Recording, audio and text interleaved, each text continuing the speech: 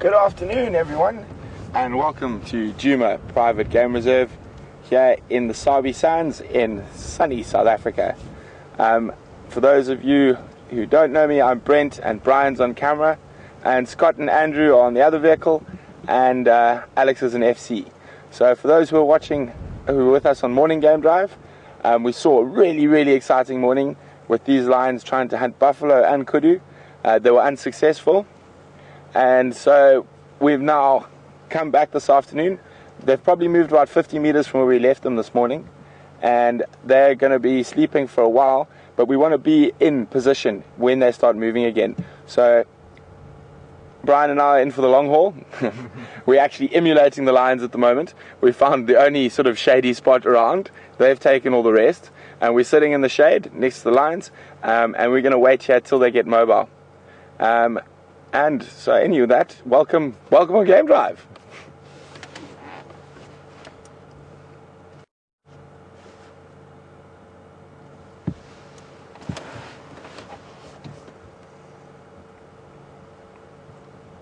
So just an update on the two sort of cubs that are about a year old from this pride that weren't with the pride this morning.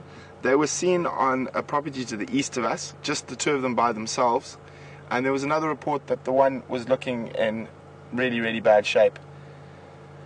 So I'm not sure what's happening, whether the pride has abandoned them, which does happen from time to time, especially if a pride's going through a time of stress, or they accidentally lost them during a hunt last night.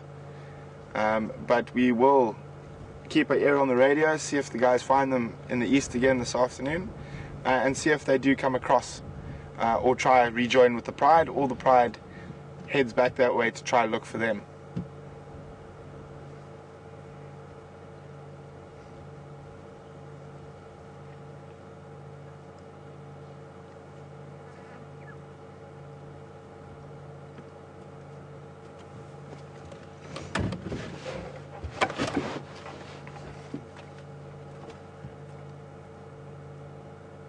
Nice bit of grooming going on between the young male and one of the lionesses. So there's 4 lions in that little pile. Was it 3? 4?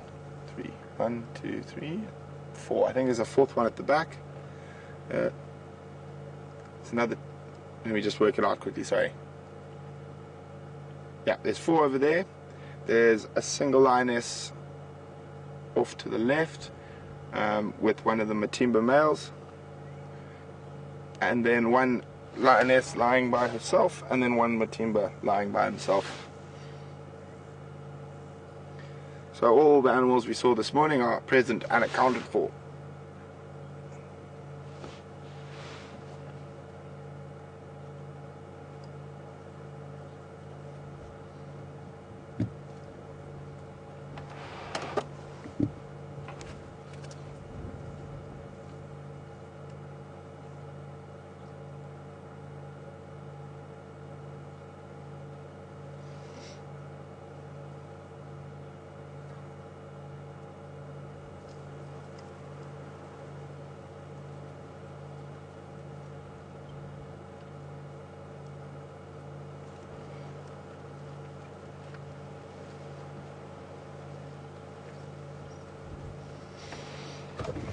They are still quite hungry. Very unsuccessful morning hunting for them.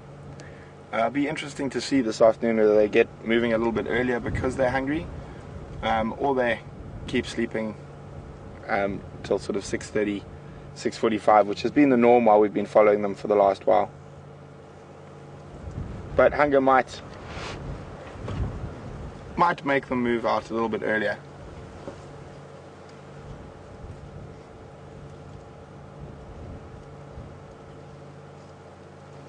Remember, guys, if you have any questions on Twitter, just send them in with the hashtag SafariLive, or via email, questions@WildEarthTV.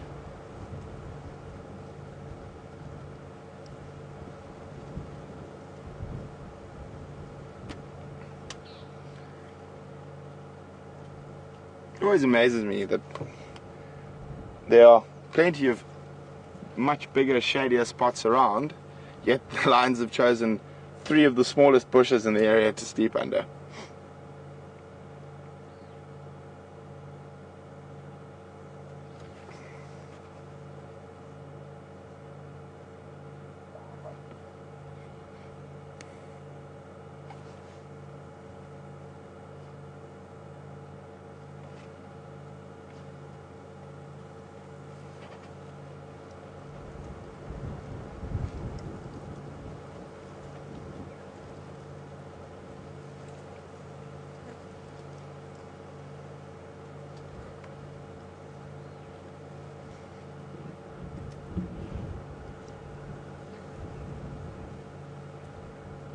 Afternoon, Kay. Welcome on Drive with us. Kay is asking what does bad shape entail to the lion cub. I'm not 100% sure, as I didn't see the lion myself, but I would say lack of condition. It could have been injured, but from what my understanding of chatting to the other guy would be sort of lack of condition, so very skinny, not looking very well, unhealthy. There was signs of TB on the elbows, one that was far worse than the other, so possibly that's playing an effect on that lion cub. But without actually seeing it myself, I can't really describe how bad the condition is.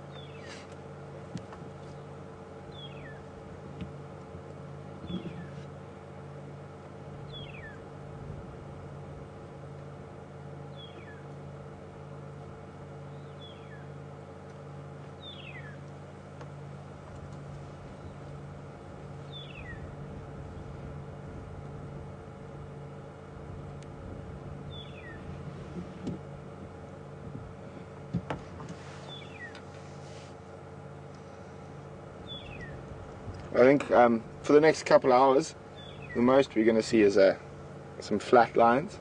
But as I'm sure those who've been watching a few times, or have joined me a few times on Game Drive, will know, patience is the best weapon in your arsenal. And to see the really amazing things that very few people get to see, it's all about patience. It's all about sitting with the animals and spending the time.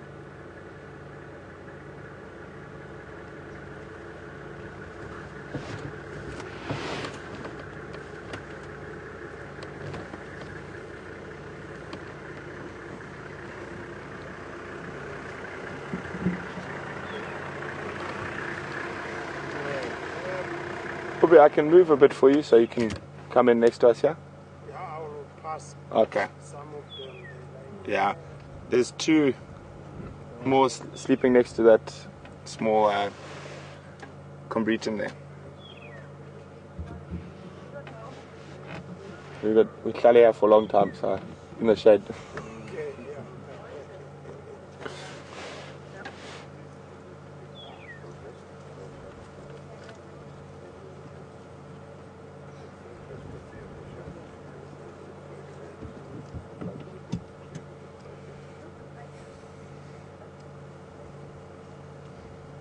So where Andrew's panning to now. Brian. Sorry, Brian. Here's you can just see the mane of one of the Matimba males just through the grass there, and there's a lioness lying just to his right.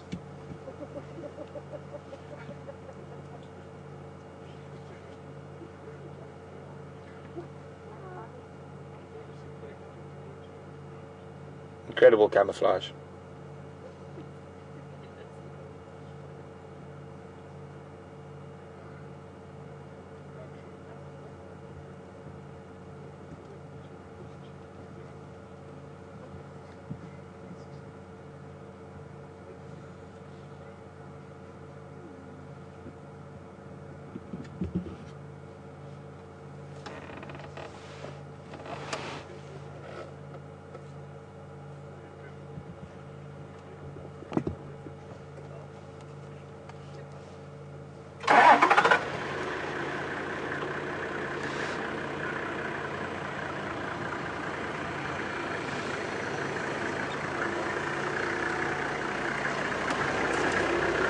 Enjoy it. Good luck.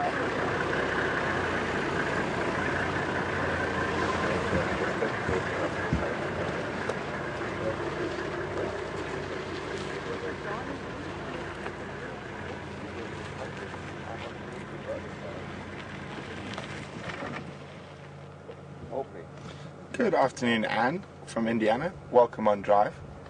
Anne would like to know whether lions ever get furballs from grooming. I'm sure they do.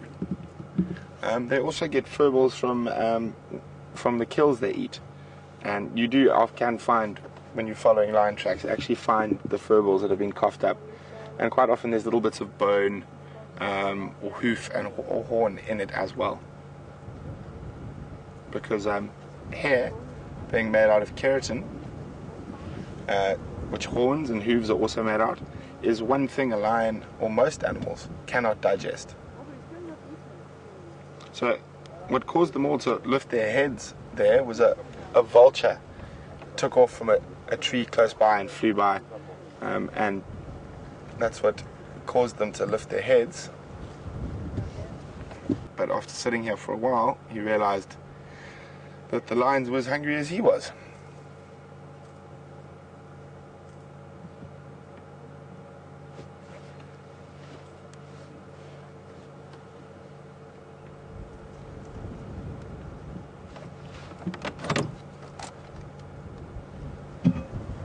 For those of you who missed the first few minutes, just to reiterate that Scott is on drive with Andrew on the jigger, and they are looking in a different part of the reserve, and Brian and I are going to sit here and wait for the lions to get moving.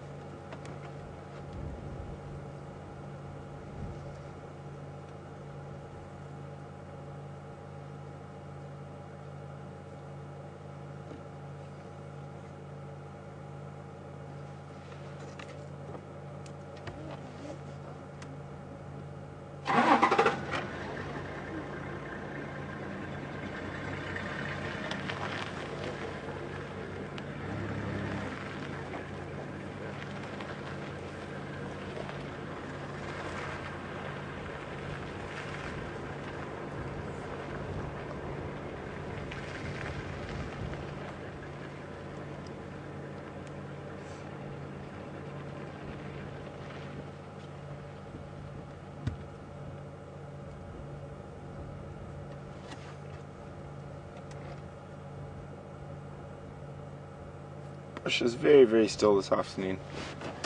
Very little insect or bird calls. It's quite warm.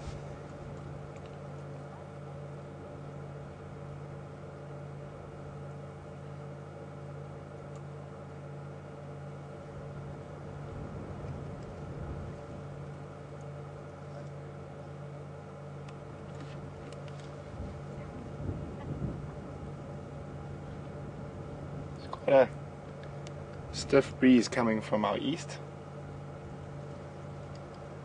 which is actually making sitting here a lot more comfortable for us. So I think without this wind, Brian and I would be sweating a lot. Melting away. Yeah. Quite pleasant. I'm sure it's also quite pleasant for the lions.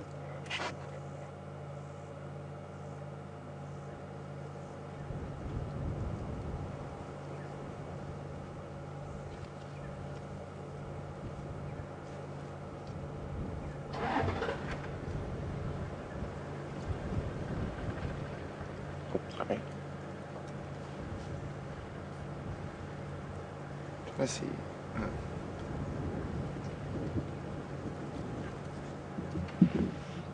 What is she doing? I think she's just going to find another patch of shade.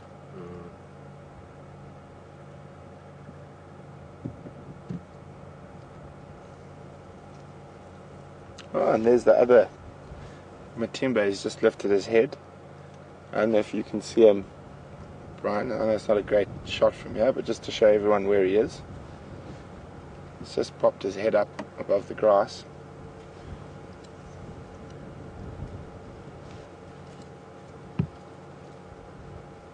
I'm trying to see where you've... Yeah, I think maybe right from where you are, that one stump's just in the way. I think that's in there. No, a little bit higher? He's literally... But just behind that bush, yeah.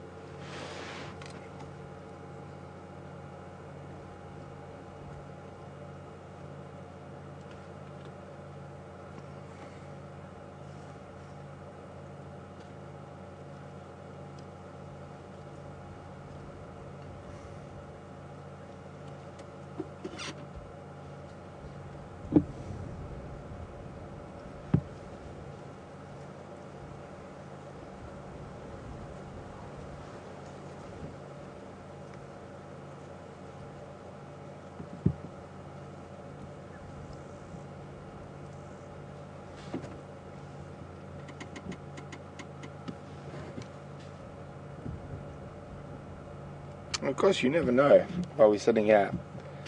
Nyala, kudu, or even buffalo and impala might wander into the sighting. So it's always good to be patient when it comes to big cats.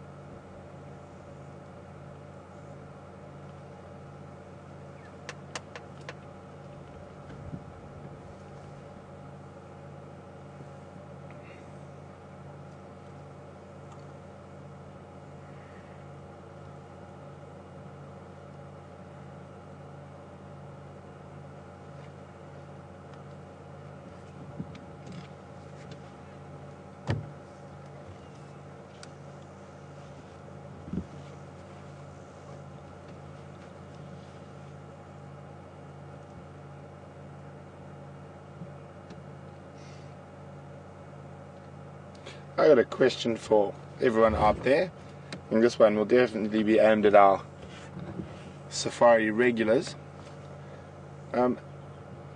Where do the Nkuhuma Pride get their name from? So how did the Nkuhuma Pride get its name? Send your answers on email to questions@WildEarthTV, or send your answer to the hashtag SafariLive on Twitter. Where did the Nkuhuma Pride get its name from?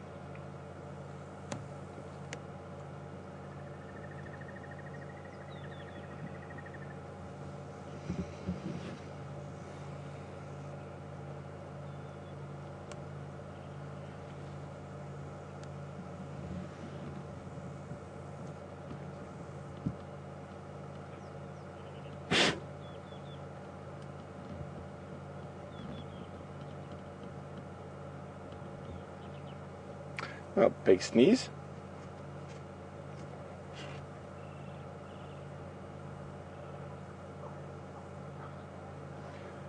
Good afternoon, Terry. Welcome on Drive. Terry would like to know exactly where the lions are. Terry, the lions are on a road called Gallagher Shortcut, and that comes off the Vuyatela access. So we are just west of Djuma camp, probably about 500 or 600 meters west of Djuma camp, and between the Vuyatela access, the access road into the camp, and the Buffalo's Hook boundary.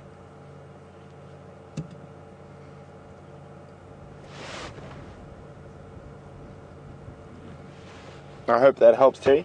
What we can do is show you a map, maybe. But let me just have a quick look to see. No, I don't think this map, it's a bit too small. It's not going to come out nicely, and it's a photocopy, so we're not going to be able to see it too well.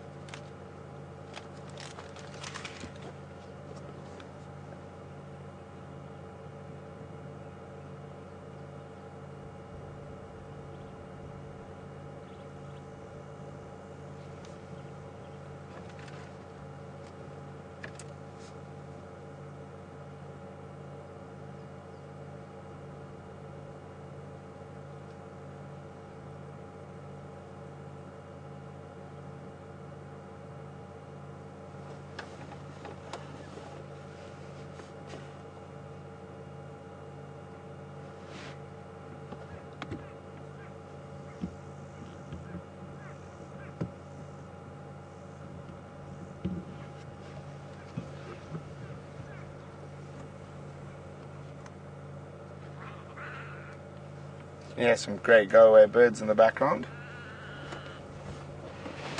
Can't see them from where we are.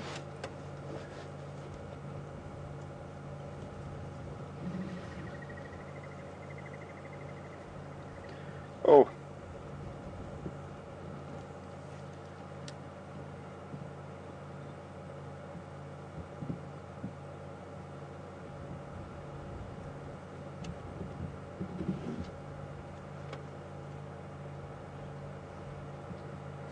Well done, Diane in New York. The first to get the answer correct. They are named after a brown ivory tree, which is a very pretty tree that can get quite big in this area. And the first time the Djuma Rangers found this pride, they were sleeping under a brown ivory tree. So that is where the Nkuhumas get their name from. It's the Shangaan name for a brown ivory tree.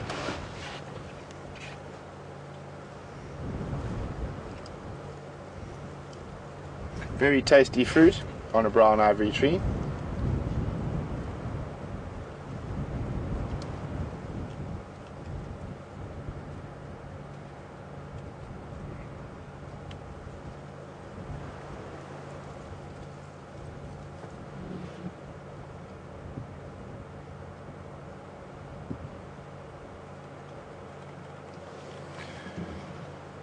Good afternoon, Eileen in Boston. Welcome on Drive with us this afternoon. Eileen would like to know if Matimba is the name of a specific lion or a name of a pride. Eileen, Matimba is the name of a coalition of males. There are 5 males in that coalition. There are only 2 here. 2 spend a lot of time in the northern Sabi Sands, and the other 3, as far as I'm aware, spend their time in the Manyeleti Game Reserve, which borders the northern Sabi Sands. There are no fences between these game reserves, so the animals are free to roam between them. So the Matimbas are a name of the coalition.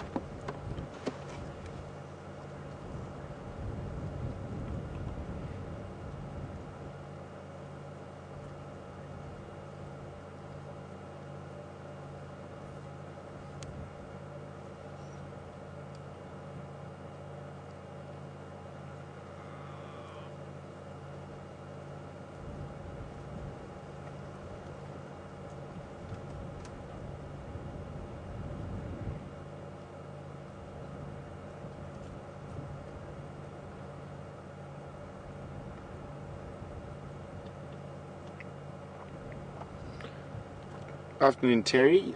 Terry would like to know whether we can smell the lions and what do they smell like. Well, fortunately, we are sitting upwind of them at the moment, so we can't smell them. Generally, they don't smell too great. I mean, you must realize they eat a lot of rotting flesh, and rotting flesh gets caught under their nails and that. But most of the time, they don't smell. You more smell their feces and flatulence is what you smell when you're around lions. Oh, Bri, if we come out, there's a lioness on her way over here, it looks like.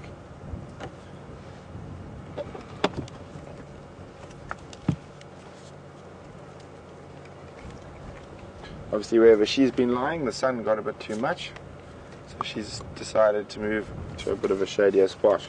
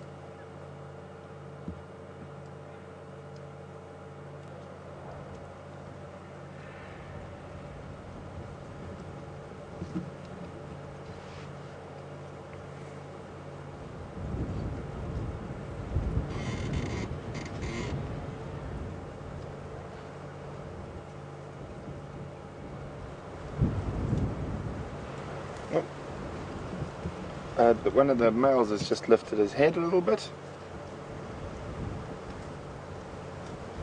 He might have lifted his head, but it doesn't look like... Oh, there we go. His eyes were very open. Open a little bit.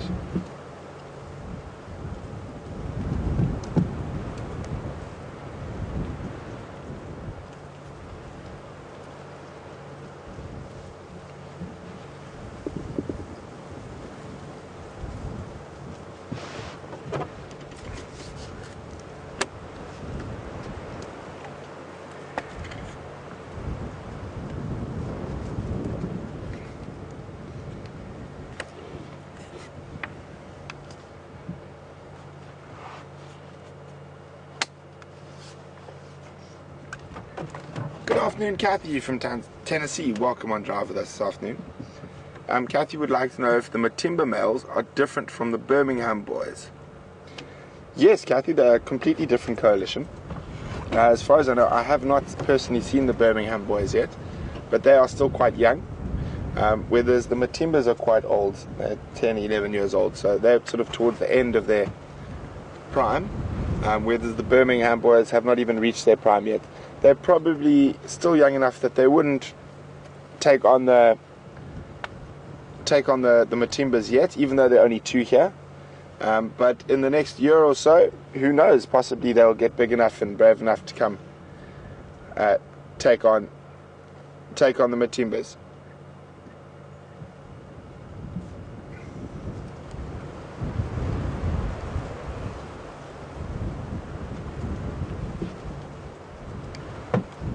Scott coming.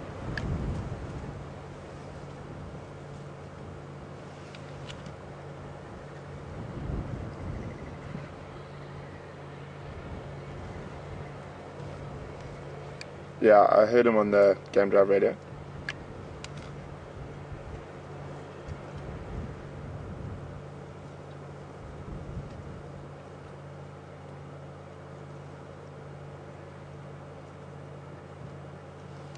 I'm not sure. That's why I was trying to call him.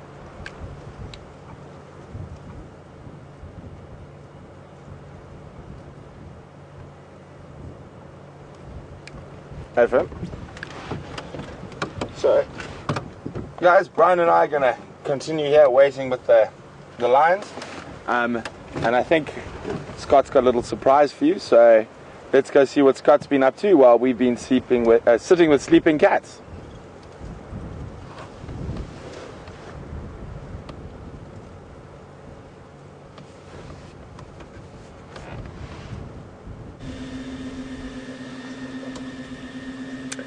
Good afternoon, and the luck continues here at Djuma. We've just hit the jackpot again.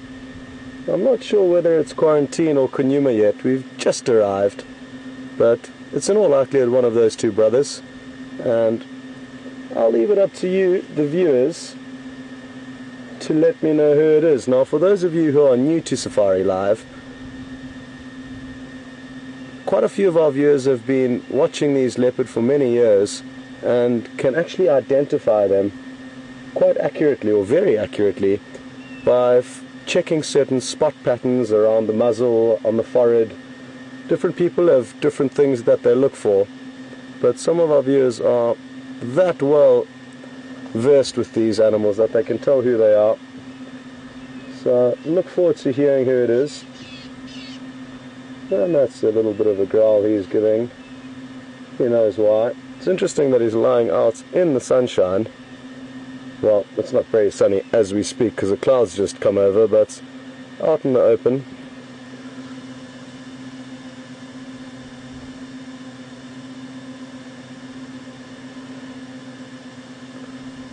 Well, really wasn't expecting to find him here. So it's always a real bonus when you come around the corner and there they are, right in front of you, without having to necessarily track them down.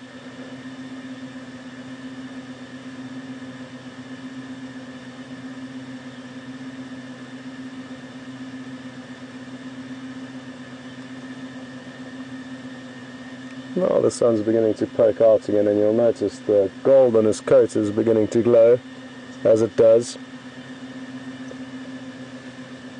There's a few buffalo on the other end of the dam. But other than that, not too much to see here at the moment. That could change drastically, however, because the waterholes really are beginning to become active. On Djuma there's 3 main water points at the moment, or 4, I lie. This dam, Twin Dams, Buffelshoek Dam and Vuyatela Dam. And this time yesterday there was so much game around this dam. Impala, waterbuck, warthog. And they could well return for an evening drink, putting this leopard in a good spot to lie in ambush.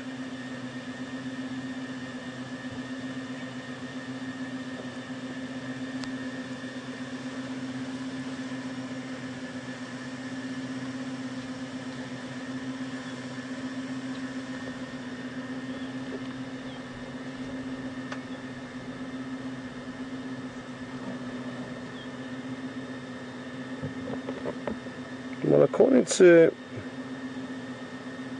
a lot of the viewers, people are saying that it is Nkuhuma.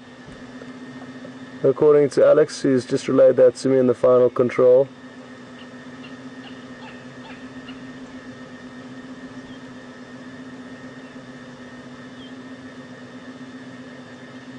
And interesting that he has come here, because his last tracks that I had from where he was heading in the waterbed, the dry riverbed from last night, we're heading in this direction, but quite a way off from here.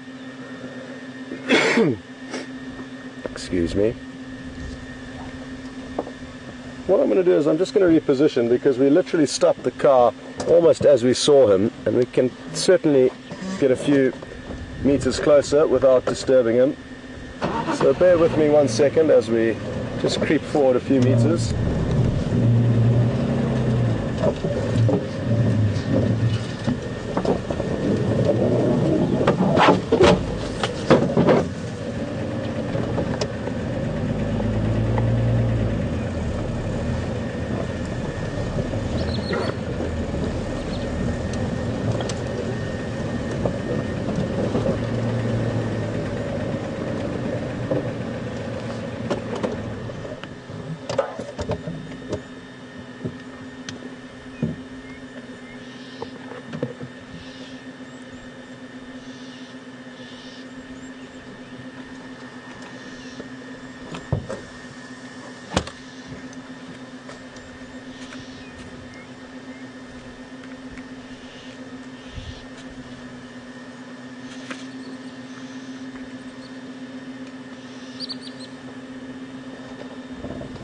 And like I said earlier, it did surprise me that he was lying up right in the sunshine here.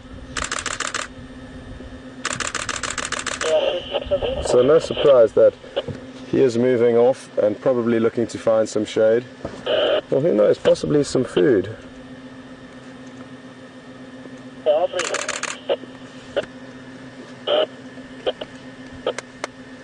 What a beautiful animal.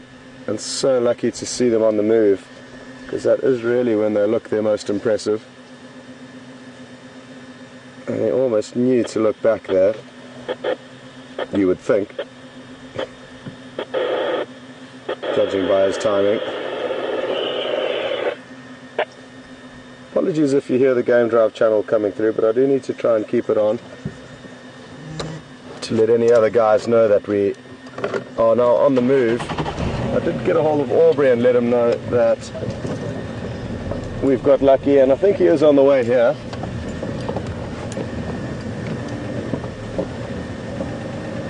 Looks like he could be drinking from a small wallow.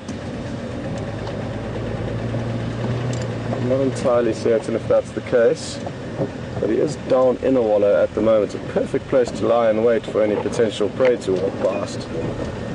And it is a place where I have seen leopard lie in the past and wait to ambush prey.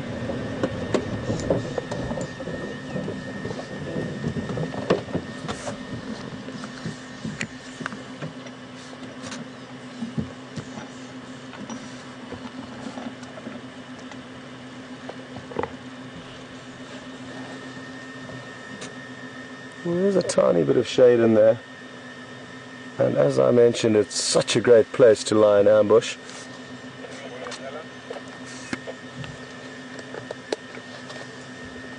For any prey to come past. And as I say that, I am scanning around looking for any potential prey, but can't see anything at the moment. It is very thick though, so there could well be something close by, and I simply just cannot see it. Andrew's also scanning though, so we'll be sure to let you know if we do spot any potential prey. And it's interesting, so why? But I guess just like us humans, sometimes we're in a good mood and sometimes we're in a less friendly mood. And it's the same for him.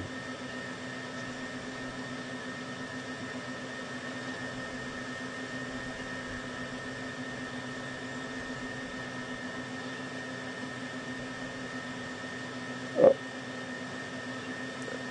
A few big yawns. Looks like he could do with a bit of a meal. He's not starving, but there's room for a bit more food in that belly of his.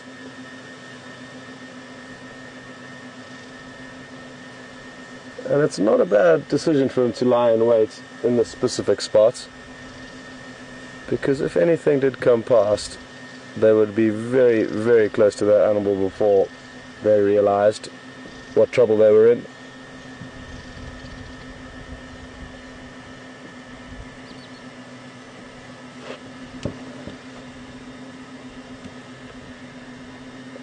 And as Andrew pans around, you'll get an idea of the weather we're experiencing this afternoon. So partly cloudy. I don't think there's any chance of rain today. And it's not as windy as it has been over the last few days, so that's a brief weather report. And I'm not sure if Brent has mentioned, but something to look forward to this evening is the fireside chat. And for the new viewers, every Sunday night, for an hour after the evening drive, we have a 1 hour fireside chat where we discuss some highlights of the past week and also answer a few questions from yourselves that you can send through either on hashtag Safari Live on Twitter, or on email you would send it to questions@WildEarthTV. And you can send questions through now for during the drive, and later when the fireside chat is going, you can also send through some questions then. There's some really, really pretty birds that have arrived on the scene right here, Andrew, called blue waxbills. And I hope, yeah, this is going to be great. They're so close to us. They're one of my favorite birds, and they are so pretty. Look at that. Hello, you two.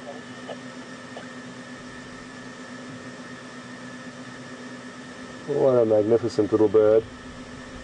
Now, for those of you who were watching the drives when I explained the wasps that have that act as a security system for a small bird called the waxbill, those were them right there, the little blue waxbills, who are so clever and actually use wasps as their private security system, and they'll do that by building their nest just above a wasp's nest. So any small mammal that's a predator or reptile that tries to get into that nest has to get past the wasps first, and at least now you can relate the nest to the bird that builds it. It really is a great one of my favorites. And hopefully a few more little birds will arrive as we sit and wait here.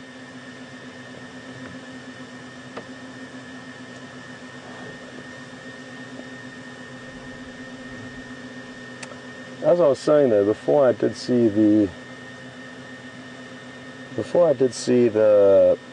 blue waxbills,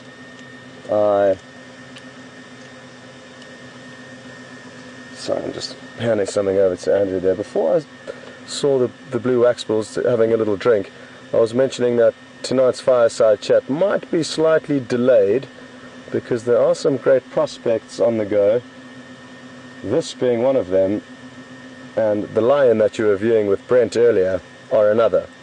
So we may stay with these animals a little bit over time, and depending on what happens, potentially cancel the fireside chat tonight, or, like I say, postpone it.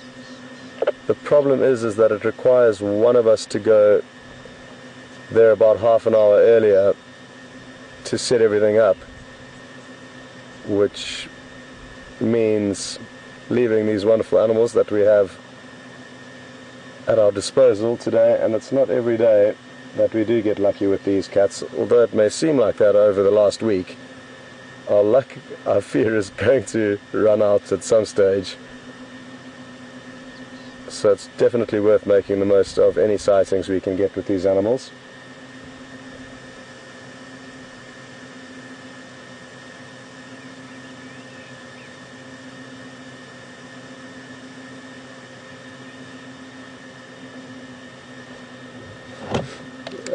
Brent, come in.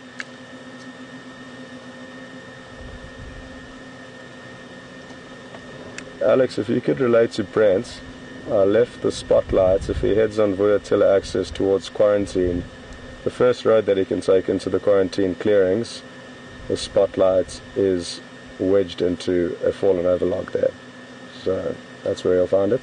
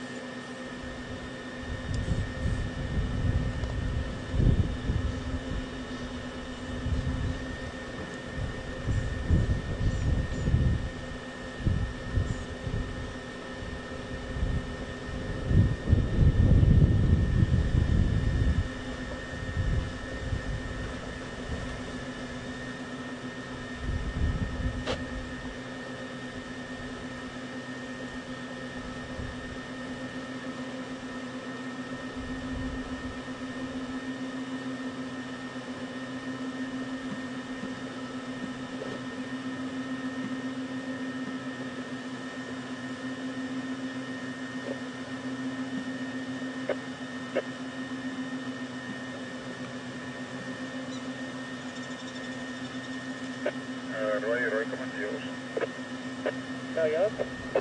Yeah, I'm also close to Trail Dam. I think it's just got here. So, where's your lock? Yeah, I'm Philemon Hotline, junction to Bamondera. Okay, I'm close to That's why I gave a little snarl, just to keep everyone in the loop. We've got a massive antenna sticking out the back of the vehicle in order to get the broadcast across the world to all of you.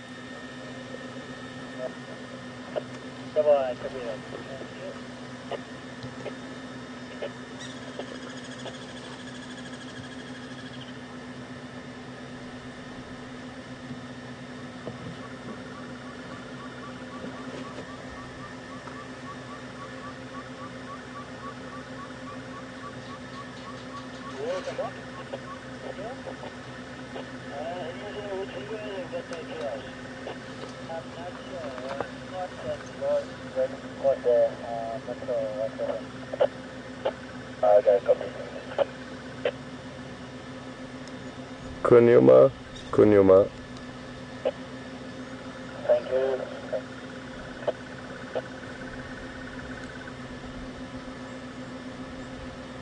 Well, he's just plopped himself down again.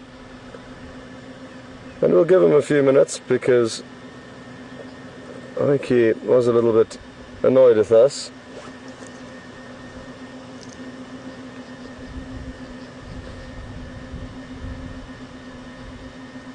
Yours, I'm not so sure if you saw him moving, but he's just laid down on the other side of that tiny leadwood.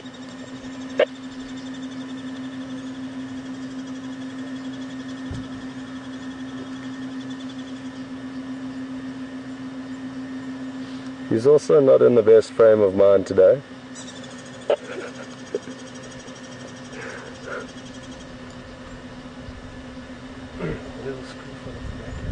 You can hear a tree squirrel alarm calling. I beg your pardon. That's not a tree squirrel alarm calling. It's a crested barbet. It's Royce myself. I'm Scott here. I thought it was a tree squirrel, and it's a fairly similar call, but it is a crested barbet that's calling, and it is alarming at the leopard. Just wait, Scott. Okay.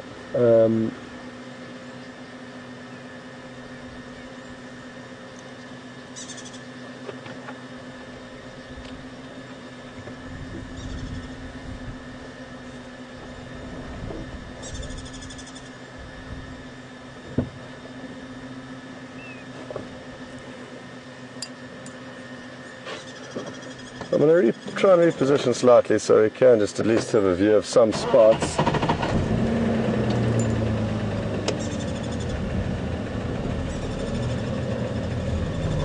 All good?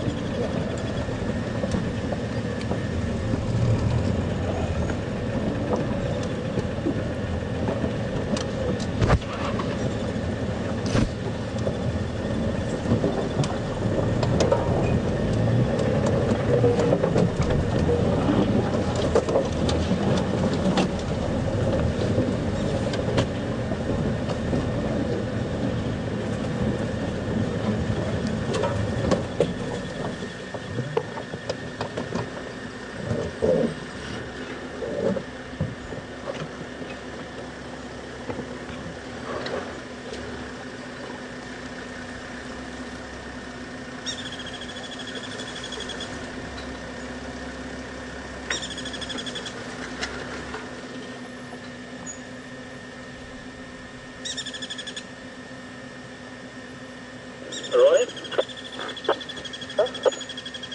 Can I take a step over?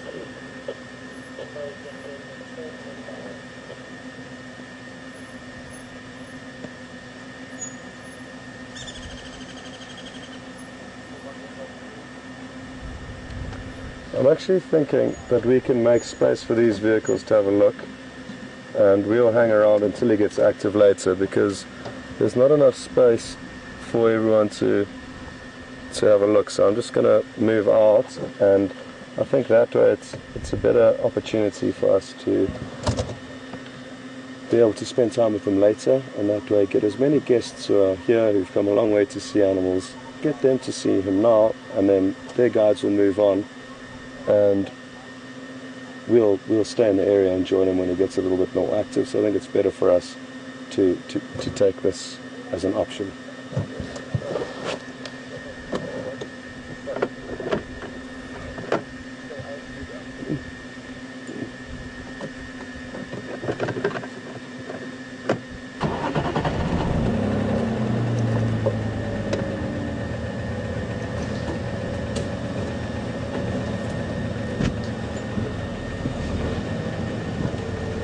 So folks, I think we might as well...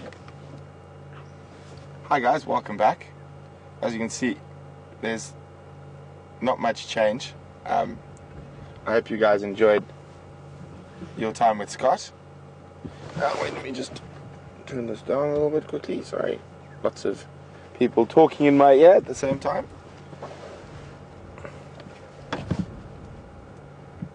But Brian and I are staying positive that they're going to get moving earlier because they're hungry. I decided that every time we decide to play the betting game, they sort of push it right to the edge. So today, we're not. We're just going to let them do what they want.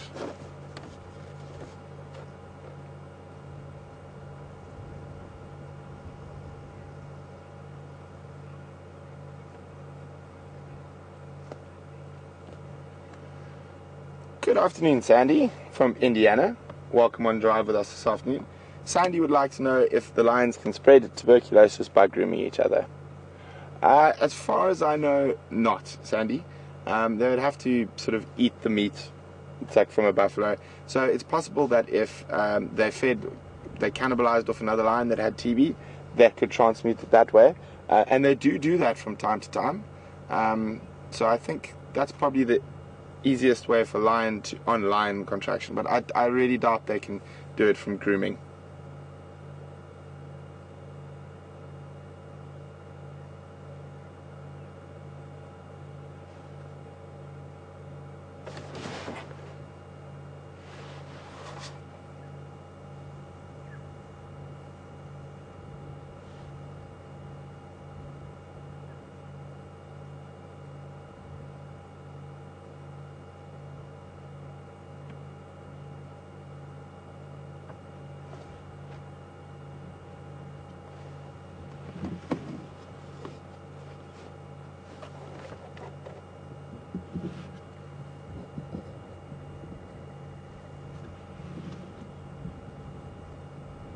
Tired lions. Expended a lot of energy this morning with very little reward. Actually, no reward except for the one lioness who ate a little bit of tortoise.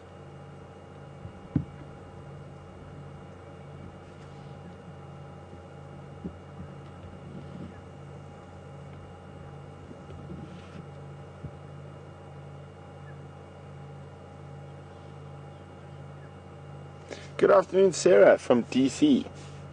Welcome on Drive with us this afternoon. Sarah would like to know, with male coalitions, how is dominance sorted out and who will mate with the females?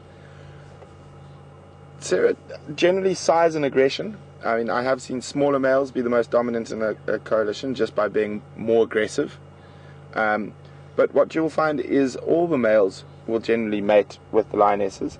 It's just that the dominant will mate first. And quite often, the lionesses will mate with multiple males, as I said, in the coalition.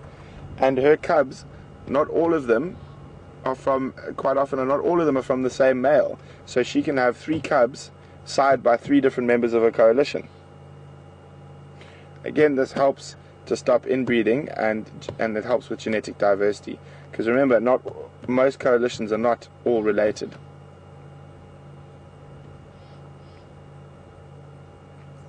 I hope that helps clear that up for you, Sarah.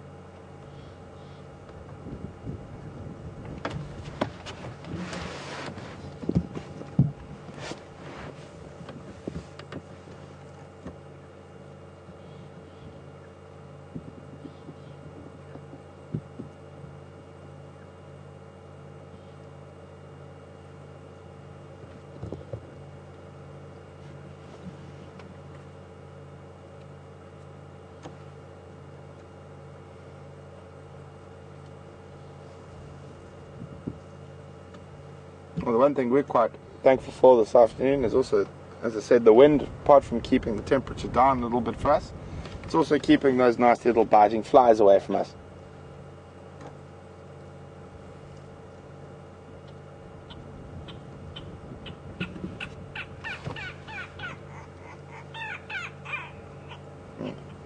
Grey lories are back around making noise at the top of the tree. Or grey go-away birds.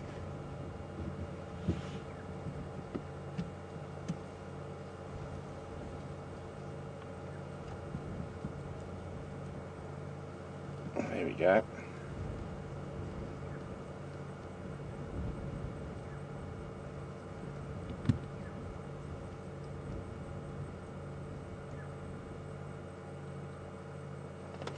Other than that, there's very little other bird life noise or insect noise this afternoon. Can hear an oil, but quite far away. Black-headed oriole.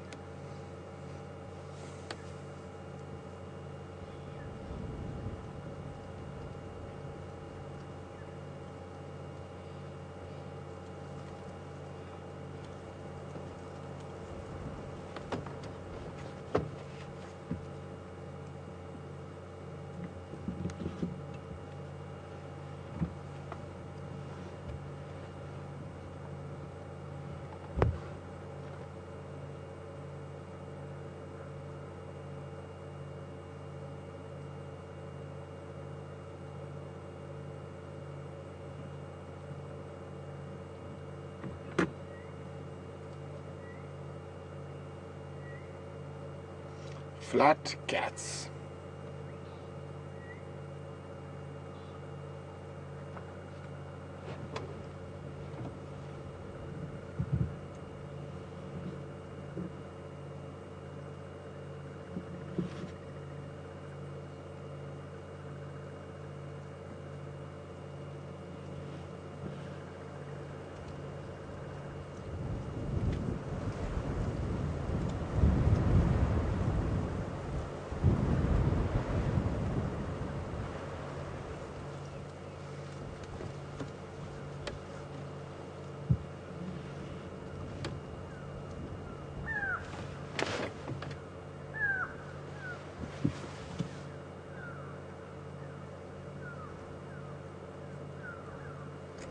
They do look very comfortable when they're sleeping though.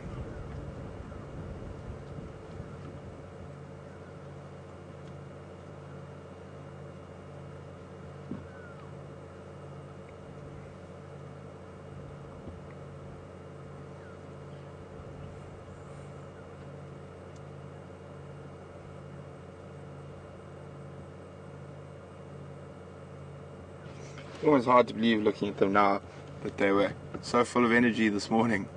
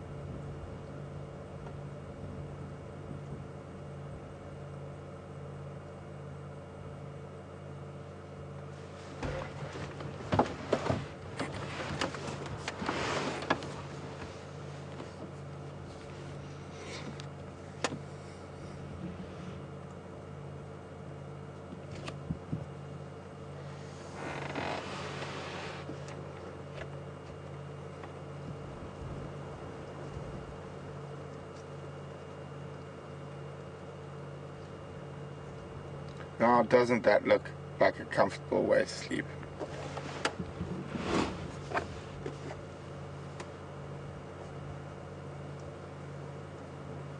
You can just see the ear of the other lioness in the grass flicking as well.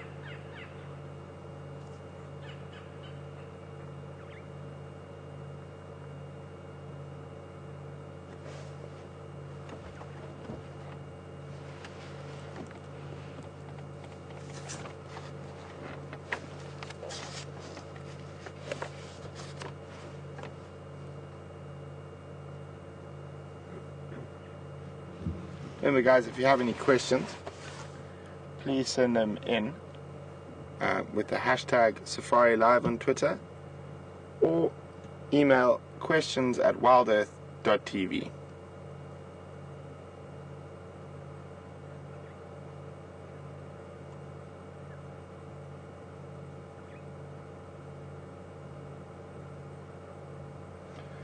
Okay guys, we'll not move an inch till the lions move an inch, so we'll be here until they start moving. We're going to cross over to Scott to see what he's got in the west of the reserve. Enjoy!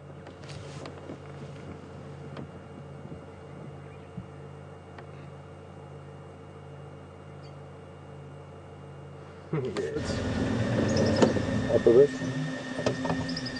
Well,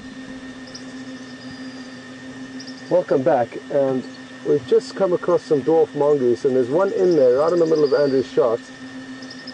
You can't see it, but it's in there. You guys probably can. There we go. And you can see it alarm calling furiously at what was a Wahlberg's eagle. That's the first animal we saw when we got here, and it flew off as we arrived. It may well have been trying to catch one of these little dwarf mongoose. And just wonderful to be able to see them all revved up, alarm calling. You can hear that they've got split up, obviously, as it may have swooped down. They've been split up and they're calling from several different points of safety where they would have all scurried off to. Sadly not the best view, but something interesting that we thought would be great for us to share with you. They are such cute little animals, these dwarf mongoose. And we usually don't see them as revved up as this. More often than not, they're sunning themselves on a termite mound in the early morning, or sometimes playing around a little bit.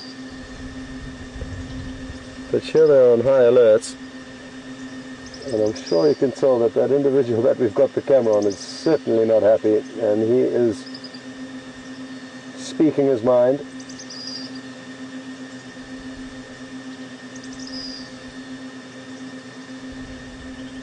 When the Wahlberg's eagle did fly off, we did see that it had nothing in its talons, so it didn't successfully catch one of them, and it would have been interesting to know how close it got, because it was still on the ground looking at them, possibly trying to catch them once it had landed, to fish them out of their hiding places.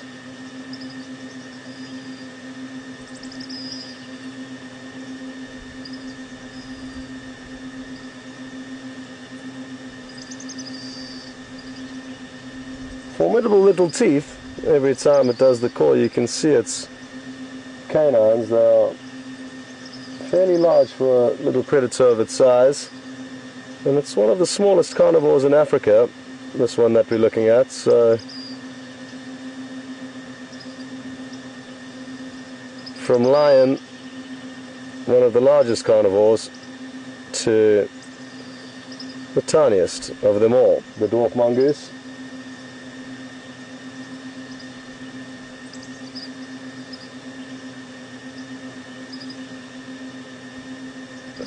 And just to explain and reiterate my movements earlier and my kind of hasty decision to get out of that sighting, there's a lot of game viewers who are pressured to try and show their guests animals, but don't necessarily spend very long periods of time with the animal, because the people who have come out have got so many different animals to see that they can kind of only really allocate a relatively small portion of time to viewing any given animal, especially compared to what we can. So I thought, let's try and get as many people through that sighting as possible now, and hopefully when he gets active a little bit later, that's when we'll be following him, because we all know that's certainly more exciting than watching him sleep in a thick bush. So that is the game plan, and we're just going to linger around in this general area, seeing if we can find anything else, like these dwarf mongoose, for example. Anything else of interest to share with you. So, I don't think too much is going to change here. They still seem very alert and will continue to hide and chirp in the safety of this fallen down log for quite some time. So I think it might be most beneficial for us to head on and see what else we can find. There is just so much going on out here that I'm sure it won't take us long to find something else that's of interest.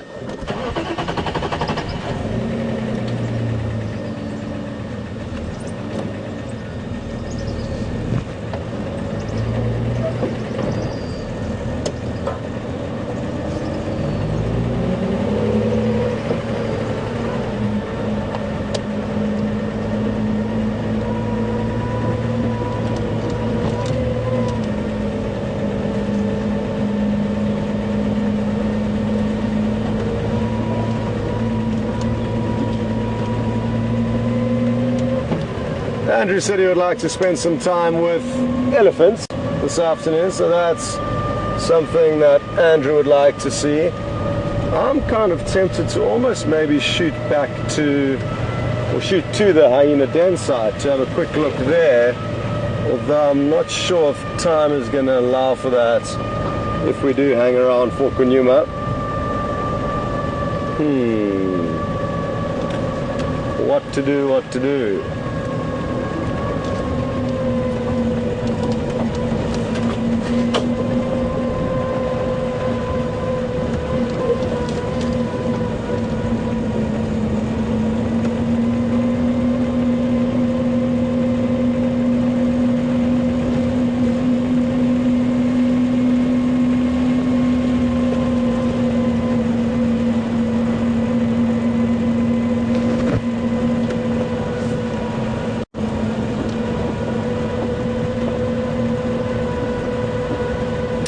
Valerie, good afternoon and welcome on board. Valerie is asking whether lions are more heavily populated in Africa or leopards. Now, I do not know the answer to that question off the top of my head, but I would guess that it would be leopards. And the reason for that is leopards occur in areas that are not necessarily game parks. They can easily live in areas that human conflict does not become a huge issue for them because they are so shy and secretive and elusive and cannot be tracked down. So you find in South Africa, for example, there's a lot of leopard living in areas that are outside of game parks or national parks, and they still manage to do well. They do sometimes come up into trouble against farmers as they may eat farmers' livestock, but you don't get any other predator really roaming through South Africa, and this is specifically, I'm talking about South Africa now, other than leopard. So you won't find lion, cheetah or wild dog in areas that are not protected, whereas leopard you will. So that makes a big difference because the majority of most African countries, including South Africa, are not protected areas or wildlife havens. So the fact that they can live there and successfully, and lions, cheetah and wild dog can't, would make me believe that there are more leopards in Africa than lion. But it would be interesting, and I'm sure it wouldn't be difficult to research some information regarding that fact. So it'll be interesting. I'm sure a lot of viewers will immediately get onto Google and start doing some research on that matter. In terms of cheetah, again, also not sure of their population, but I think it will be lower than both lion and leopard. But the exact numbers I'm not too sure, Valerie. So sorry I can't help you there at the moment, but it wouldn't surprise me if some viewers do research the answer to that, relay that to Alex, and then I can relay that to you. So stand by, and if that doesn't happen today, I'm actually very interested in it, so I will look into that myself as well if we don't get an answer today.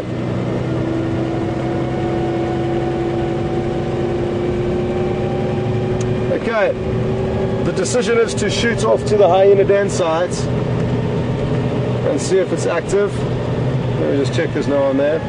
Is anyone at the hyena den site off Rebecca's?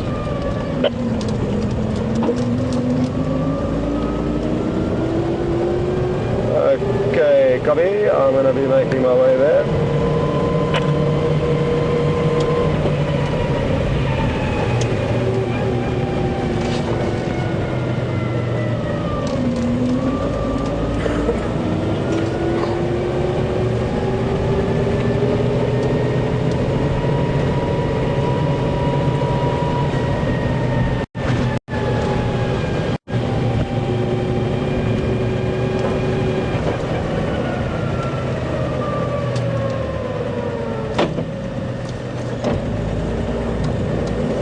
Just changing down from low range to high range. Low range is a very low, or it's a gear that allows for very easy off-road driving and huge power but not good speed.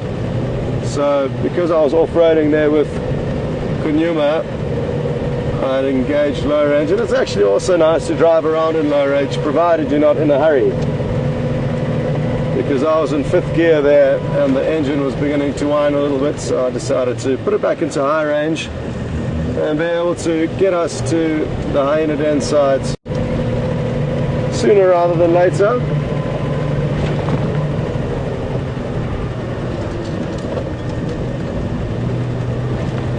Because I would like to go back and spend some time with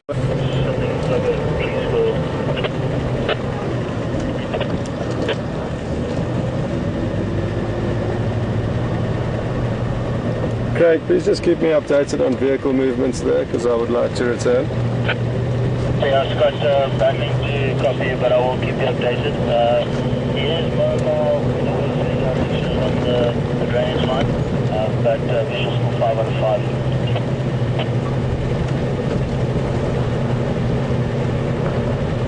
Okay, copy, thanks. Well, the bad news is my master plan with Nkuhuma hasn't really worked out well.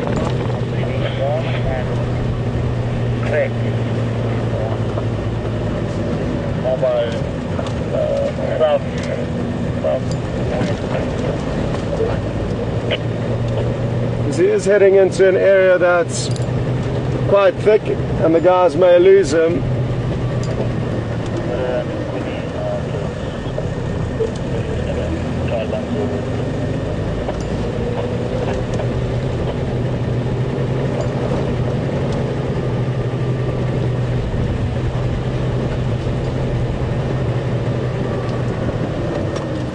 Copy that.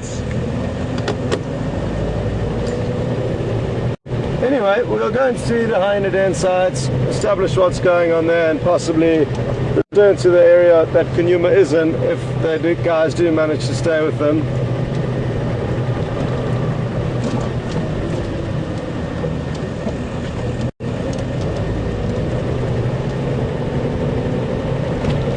Brent, do you copy?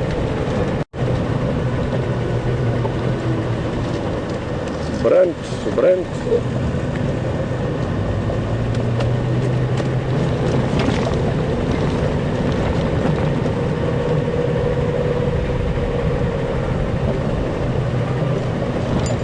No, it's not urgent, just wanted to have a general chat and find out what's going on with those lions.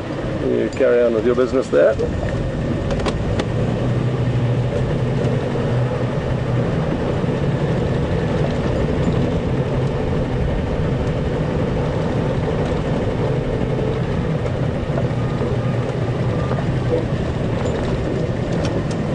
Okay, copy, thanks.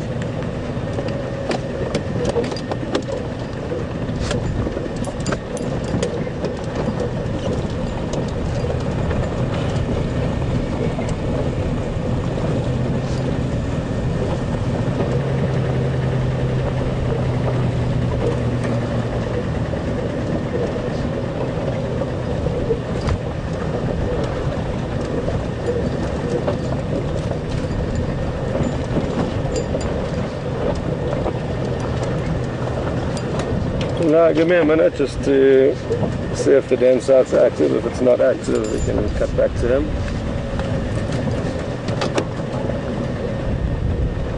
Okay, well, we are arriving at the hyena den site, so within a few seconds we shall know whether we are lucky or whether we are unlucky. Half of me is hoping that they're here, because that'll make me feel better about leaving Nkuhuma. And the other half of me is saying, don't be here so we can go back to Nkuhuma. There is one adult that we can see. It looks like one of the smaller ones, not the mother.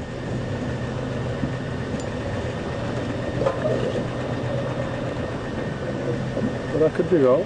We'll clarify that now. But that is looking to be like the mother.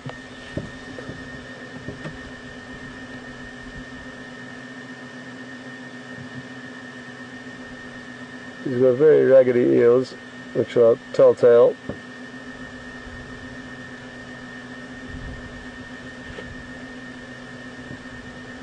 But no cubs are out, and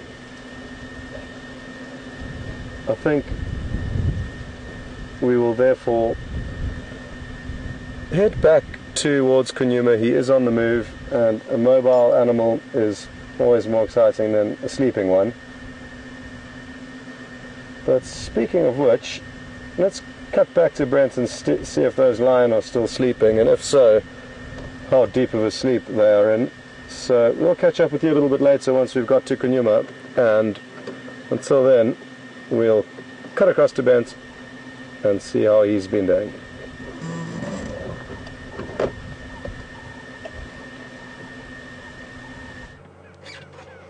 Welcome back, guys. As you can see, very little happening out here. Still no obvious signs of movement anytime soon. I think we've had one rollover since you've been gone, and still lots of flat cats. What we can do for a few moments is we can scoot around and look at some of the trees that we have here. Where should we start? Why don't we start in the bush directly above the lines? There we go, that's a nice one to start with. That is called a... Is it? Let me just check it. It is. It is a magic quarry. I'm sure a lot of you have been watching for a while would have seen some of the other presenters use it as a toothbrush. It's also nicknamed the toothbrush tree. But quite interesting, its Latin name, Euclea, which is the family, which is not that important. But the second part is Dividorum. And it's got that because it is actually used for water divining. So you can cut a Y piece of branch, and you're supposed to be able to, where you walk over underground water, it's supposed to pull down towards the water. So that's where it gets its Latin name from. And if we come across to the left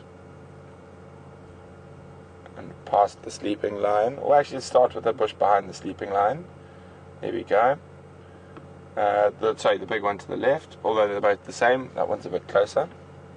We go up the tree more than the bush. That is a red bush willow, or combretum. Now, the whole family of them have those very interesting four-sided fruits that when they... Oh, there's one there. We'll do that just now. So when they actually fall off the tree, they are blown by the wind and they act as little wheels. I'm just going to move the car a little bit so I can grab a different bush willow, but the fruit will be the same shape. There's one right next to us up here. I'm just going to pop up for a second. So I'm just going to take my earpiece out. And this tree right above us now at the moment is a russet bush willow.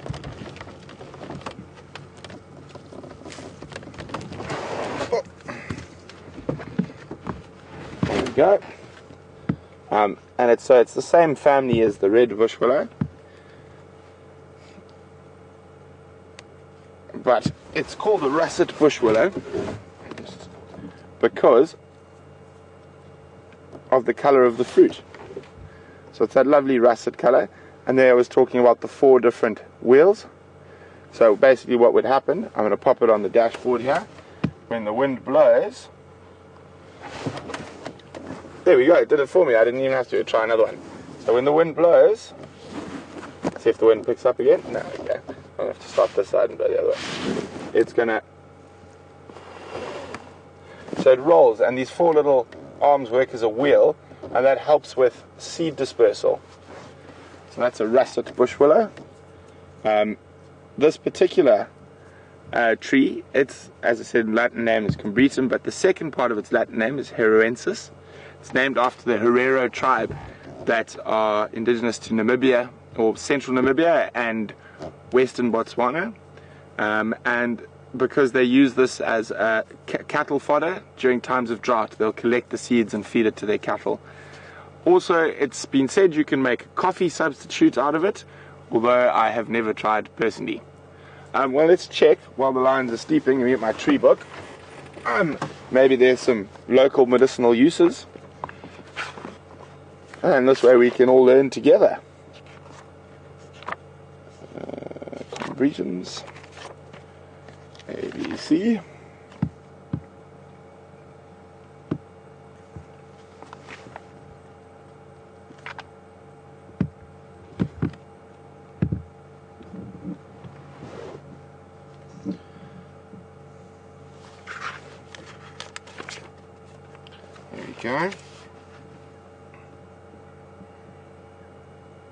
There we go.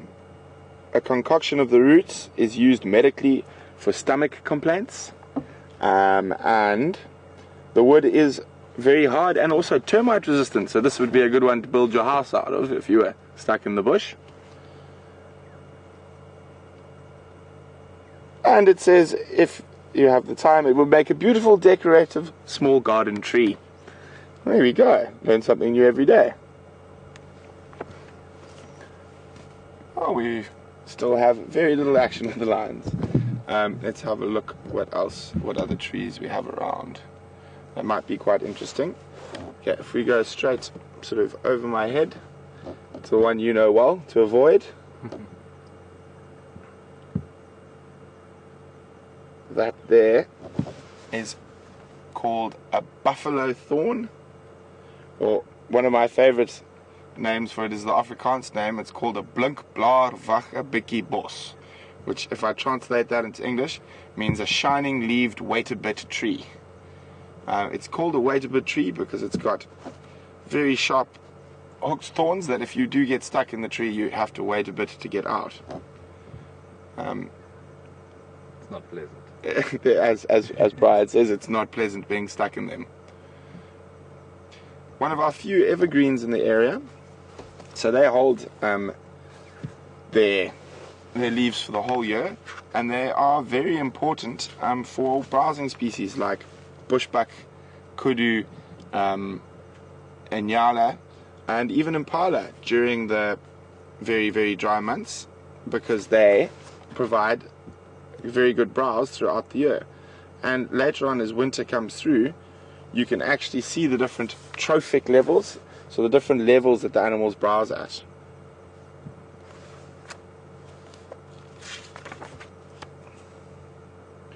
And then there's a long story about how they're used for burials in the Zulu culture, but we're not going to do that now. I will explain that to you at some point when I have a branch in my hand, because I need to actually have the branch to explain it properly.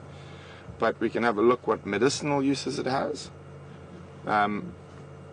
The leaves, root and bark are used for a wide range of medical and magical uses, including the treatment of respiratory complaints, pain relief, and skin infections.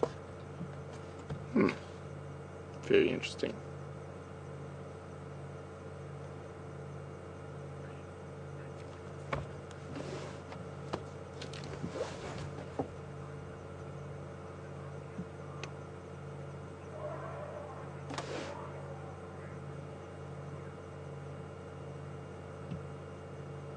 So just wait a second, guys. The elephant's trumpeting quite close to us.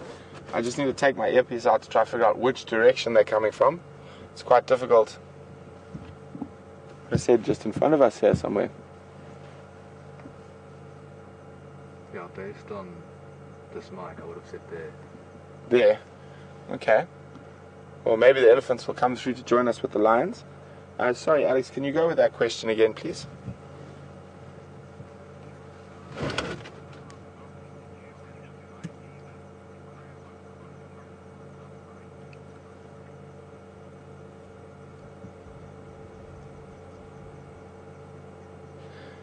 Good afternoon, Reza in Finland. Welcome on Drive. I unfortunately have not identified that exact acria. I must have slipped my mind. I apologize. I will have to rectify that when I get home this evening. Sorry about that, guys. Thank you for reminding me.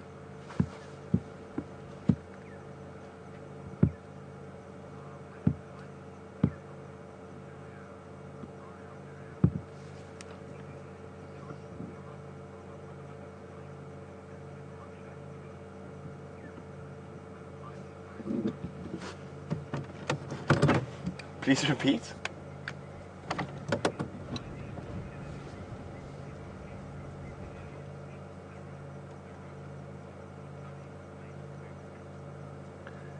Good afternoon, Heidi from Ontario in Canada. Heidi would like to know whether elephants will eat the roots of a russet bush willow to help with stomach complaints. Not that I'm aware of, and I actually have never seen elephants feeding off a russet bush willow. So, interestingly enough, no, I've never seen them feeding off it, and I don't think they would eat the roots for the stomach complaints. The only animals I know that self-medicate quite regularly are kudu, baboon, and black rhino. And they all either eat pieces of tambuti tree, which we don't have any around us here. That occurs generally much closer to the drainage lines. A tambuti tree has a very noxious milky latex, or a euphorbia, which is like a tree candelabra, and they also have a noxious milky latex. And those three species have been well documented to eat pieces of that, especially when they have got infestations of tapeworms and other parasites in the stomach, and they'll actually eat that highly poisonous, or small pieces of those highly poisonous trees, to purge their system.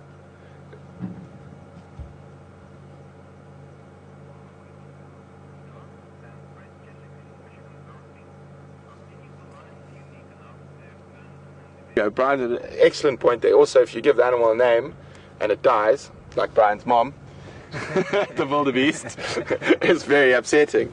But it can be a very controversial thing, because as humans we do like to name things, and we do like to sort of not force but impart human characteristics on animals that don't have any. I hope that helps. It was a bit more long-winded than I had originally planned.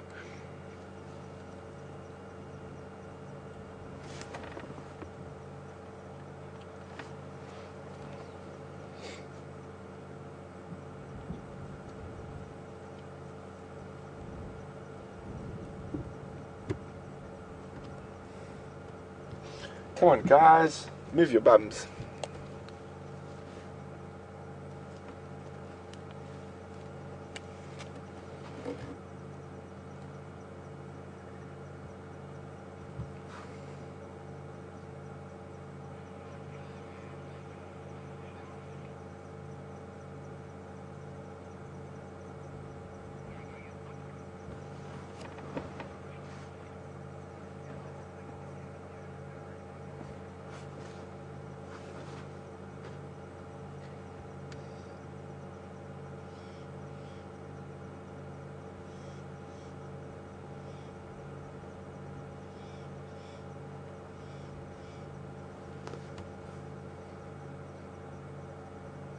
Well, we haven't heard any more noise from the elephants. Just that one lone trumpet down the road.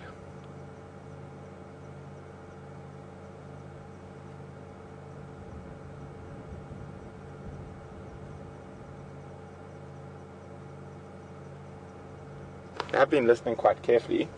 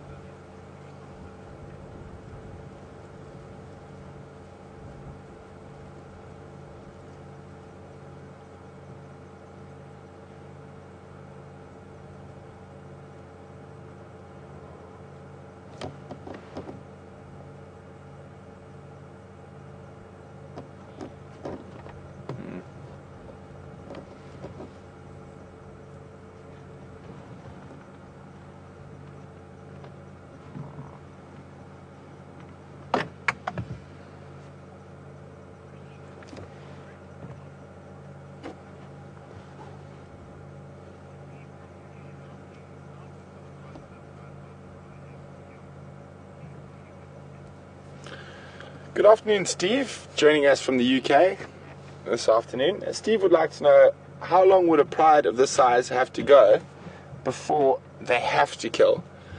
Well, Steve, they can last probably without a kill for probably up to 10 days, but they will not be very happy animals or healthy animals at that stage. They generally need to kill about this size with the 2 males with them probably every 2 to 3 days.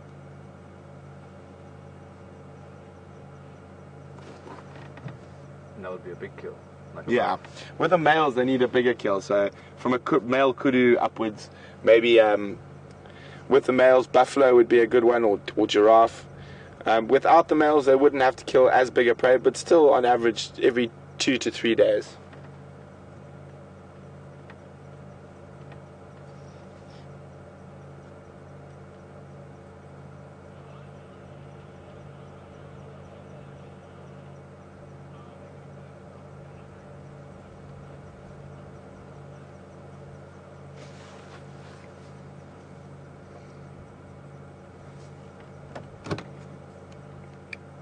Scott, come in. Scott, can you confirm if there are any other stations making their way towards the cycling? I've got audio of a vehicle coming down the road.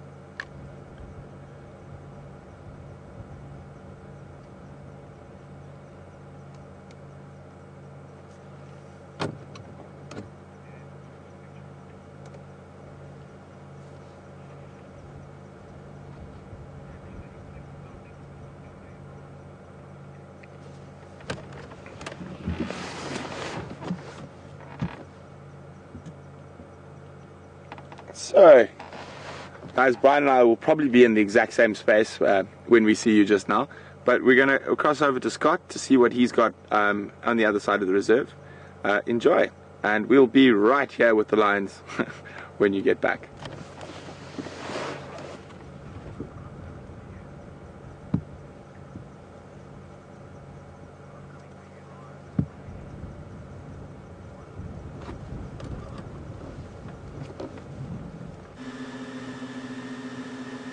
Welcome back,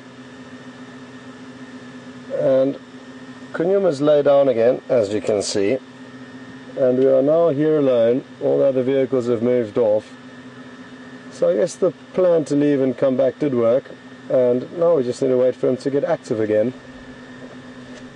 It's a tricky area that we're in. It's quite thick, and we're close to both our southern and fairly close to our western boundary, so he could potentially move off our property when he does get active, but that's not an issue at the moment because he's not moving, but it is something to bear in mind for a little bit later. For now, as you can see, he's very relaxed and content in the shade.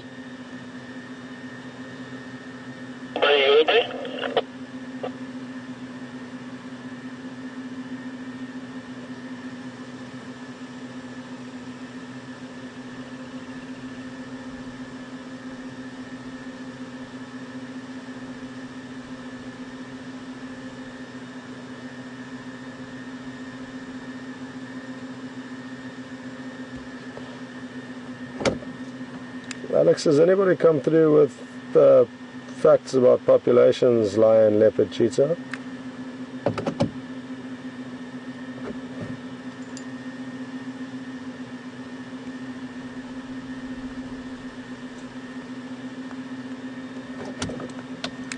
Copy, thank you.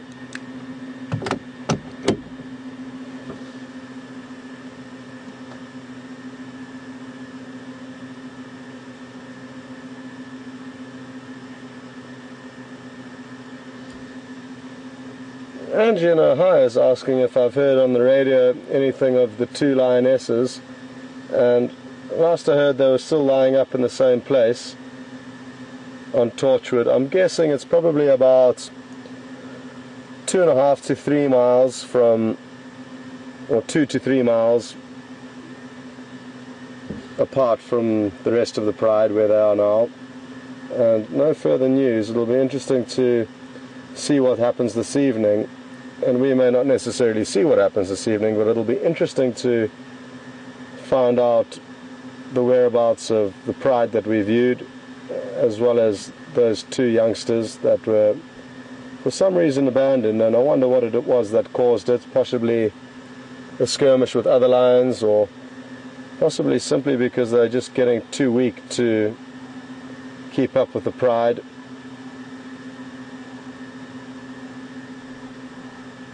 And the pride is hungry, and when there's not a surplus of food, it's the cubs that deteriorate the fastest, because they can not compete as well at the kills as the bigger, stronger animals. And that does make sense, because it's more important to make sure that the biggest and strongest members of the pride, who are the most valuable members to the pride, get to feed on the most food, because they are in all likelihood the ones that bring the most food to the table. Whereas the youngsters who are yet to be adding to the pride are therefore the ones that make the most sense to go undernourished. And it is harsh, but it does make the most sense.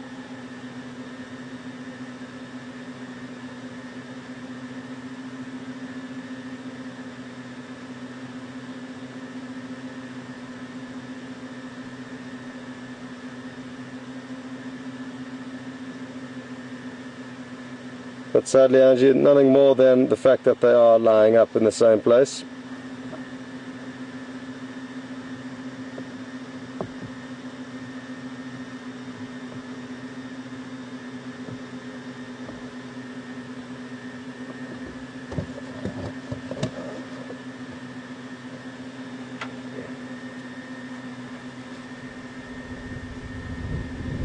Brenda in Pennsylvania, good afternoon and welcome on board. Brenda's asking if lions and leopards are affected by rabies, and if so, what happens if they are infected. Well, sadly, if an animal is infected with rabies, it has to be exterminated, because they become very dangerous to humans, and there is no cure for it. So just like for humans there's no cure, it's the same for animals, and the only solution is to put them out of their misery. In the Sabi Sands there have been rabies outbreaks. There's a lot of communities that surround the reserve, and the communities have a lot of dogs and stray dogs running around, and if a rabies epidemic does spread, it spreads like wildfire through the villages. As a lot of the dogs aren't contained to their own garden, so to speak, they can roam around between houses, and therefore, like I say, when the rabies outbreaks kick in, they spread like wildfire. And interestingly enough, rabid dogs are more likely to come into the reserve than dogs without rabies, and I'm not sure what the reason is for that, but we've noticed in the reserve that typically when there are rabies outbreaks, that's when we find the most of the dogs in the reserve, and the dogs get the same treatment as the lions and leopard do. They get put out of their misery as soon as we come across them. So that way, hopefully preventing them from fighting with lion or leopard, or not even fighting, even if they just get killed by a lion or a leopard. The lion or leopard, wild dog or cheetah could all contract rabies. So it's in all of the wild animals' best interest for us to exterminate any animal with rabies on the property and get it off as quick as possible. It sadly does have a very large impact, more so on wild dogs than lion or leopard, and that's because dogs are more likely to fight with other dogs, I guess. And another problem with wild dogs is because of their highly social nature and a lot of licking and mouthing to greet one another, the rabies will spread through a pack very quickly and therefore exterminate a whole pack at a time. So that's one of the main reasons why wild dogs are endangered. They do get affected by rabies and get affected usually one pack at a time.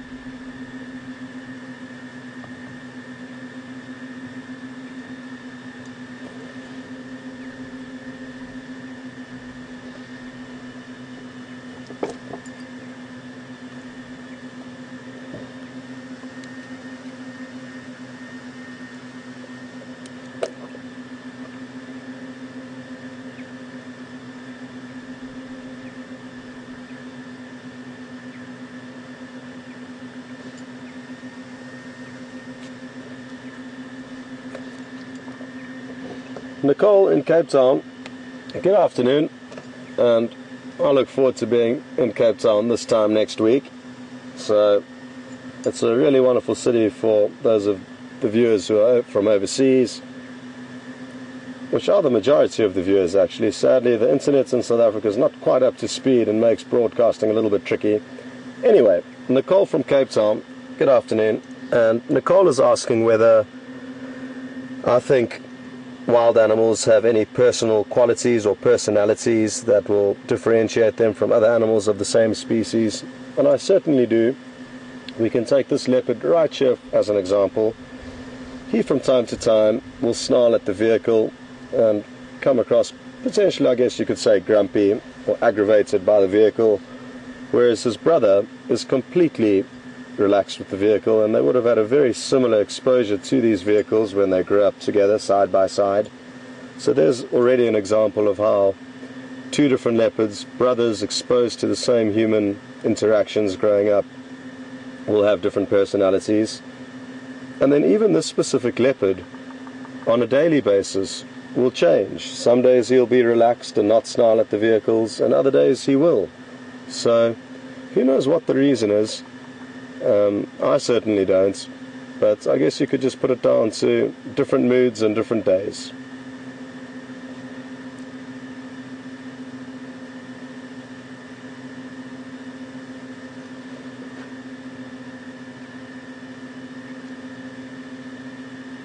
Sorry guys, I've had my radio volume down. If anybody's looking for an update, Nkuhuma is still lying up just south of Treehouse Road, close to Shibam Junction.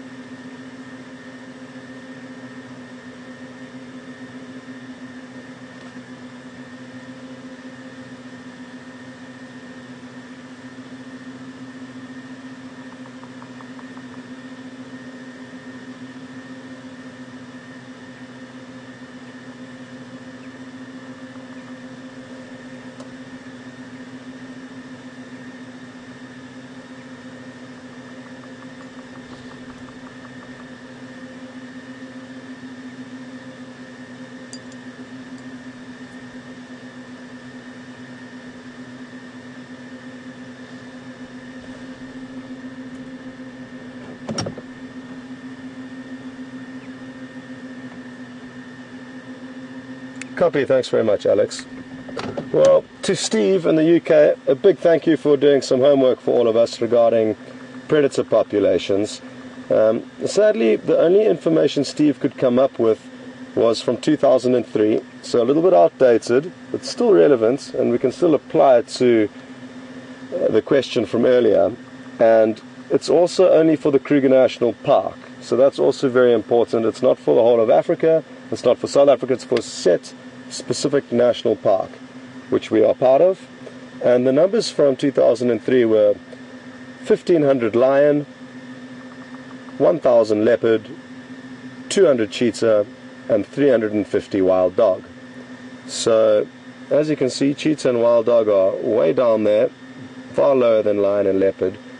And even though lion are more numerous than leopard in this specific park, you can bear in mind that because there's huge parts of South Africa, as I mentioned, and Africa as a continent, where there are protected, unprotected areas where leopards still exist and no other predators really, you could quite easily imagine that leopards would overtake lions, even, you know, because if you can compare that, there's 1,000 relative to 1,000 leopards relative to 1,500 lion just in a protected area.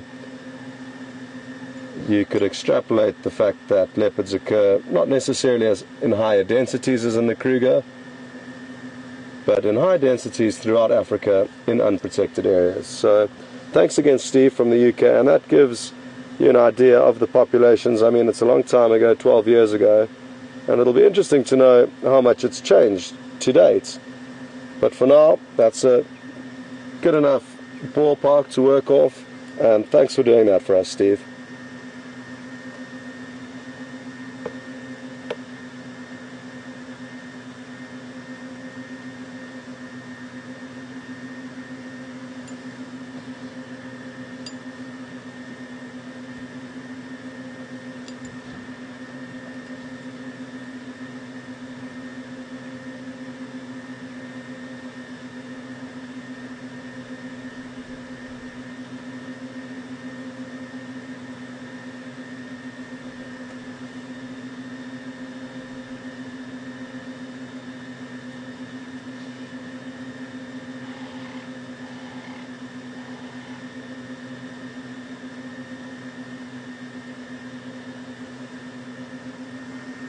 Okay, we've just got a little bit more information through from Julia.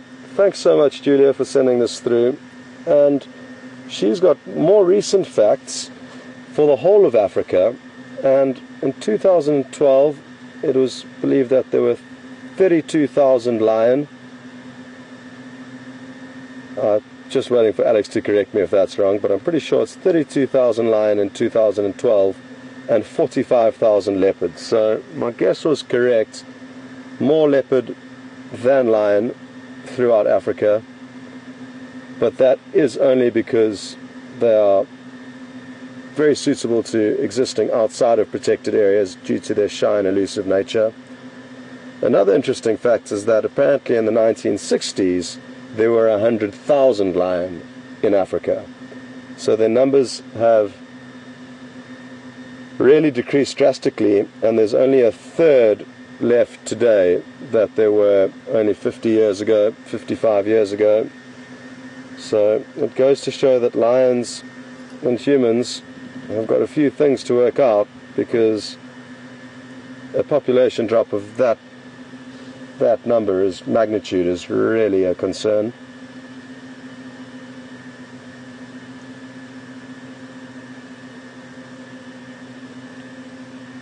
So thanks again to Julia and Steve for providing us with that useful information. It really is appreciated. Now, Nkuhuma, what we would appreciate from you is if you get up and start showing us some of your tricks.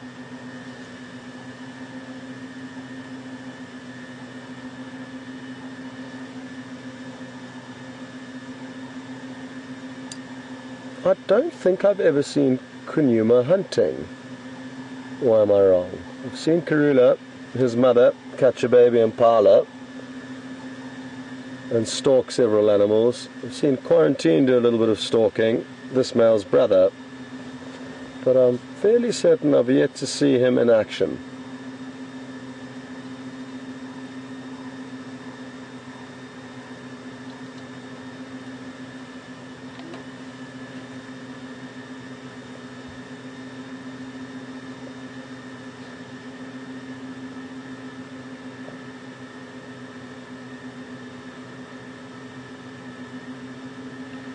Errol in Florida, good afternoon and welcome on board with us. Errol is asking whether it's uncommon for leopards to sleep on the ground out in the open. Is it not safer for them to sleep up in a tree? And yes, Errol, that's a good observation. It certainly is safer for them to sleep up in a tree, but it's often less comfortable, so that can be a reason why they don't lie up in the trees. It's typically easier for them to get comfortable on the ground. They will lie up in trees though when it's very hot, to try and get a cool breeze over them, as it's more elevated up there, and understandably more of the breeze would cool them down compared to lying down, especially in summer, in thick green grass that will have a blanketing effect. But a lot will depend on the individual leopard.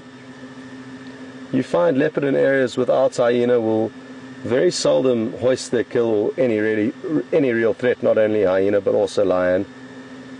But in those areas, leopard will not hoist their kills up trees and will seldom go up trees, or in areas where they are more persecuted by lion and hyena, beg your pardon. They will therefore, be inclined to spend a lot more time up trees. And to Nicole's question a little bit earlier regarding different personalities and habits, I know some leopards that are much more inclined to hoist their kill up a tree than others. One specific female that I used to view was terrible. She would hardly ever hoist her kill up trees and often lose them to hyena. So it is interesting how they vary between the individuals. And it certainly would be safer for him up a tree, Errol, but not nearly as comfortable as being on the ground.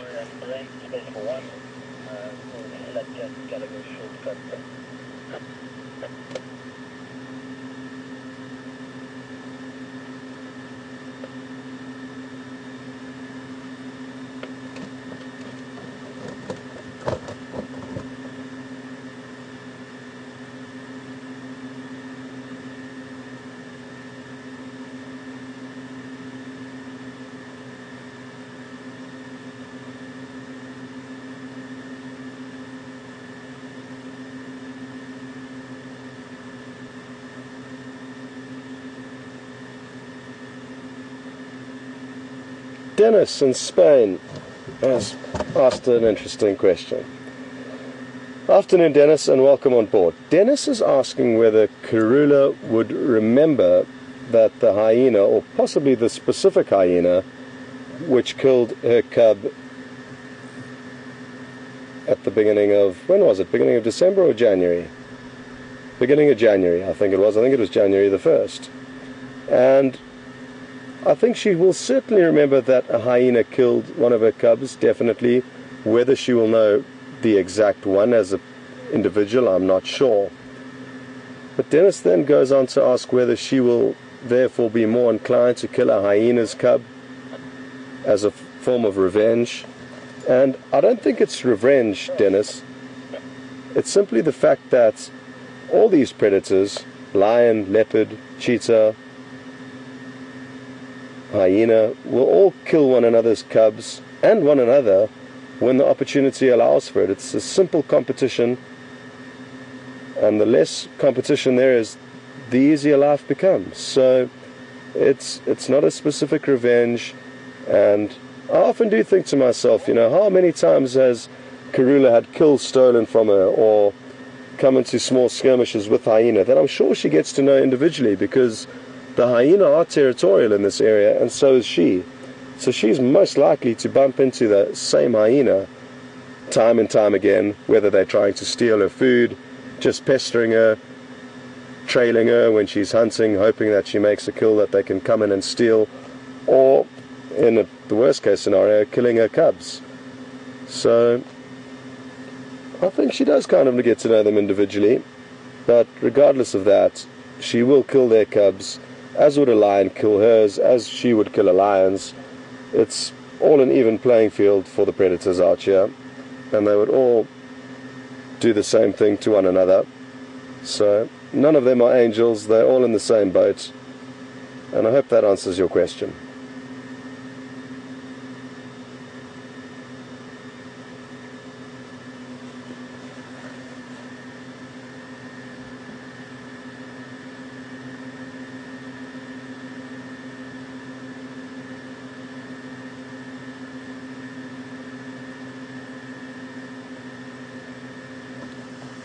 Sarah in Virginia, good afternoon.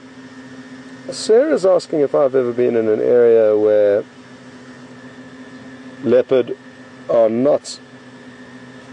Sorry, somebody's trying to get a hold of me out. Go ahead.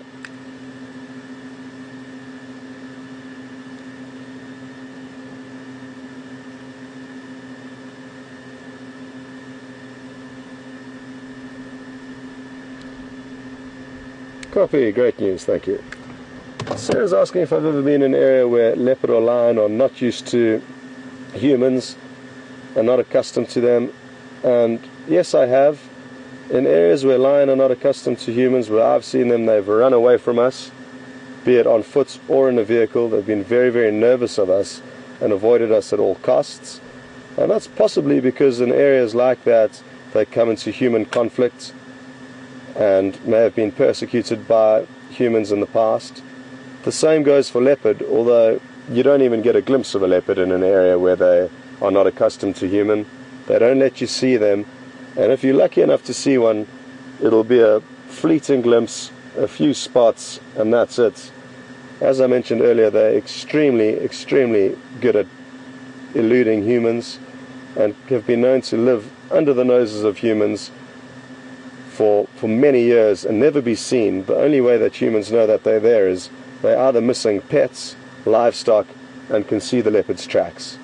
So they're extremely, extremely crafty and secretive animals that can really avoid being found by humans with absolute ease. And this leopard is the same, so that's something to think about with him, even though he may snarl at us occasionally. If he'd thought that badly of us, he would never let us find him. Anyway, I think we should go and catch up with Brent and see what the lion are up to, because it doesn't look like Nkuhuma's going to get up to anything shortly. So let's go over to Brent and see what he's up to.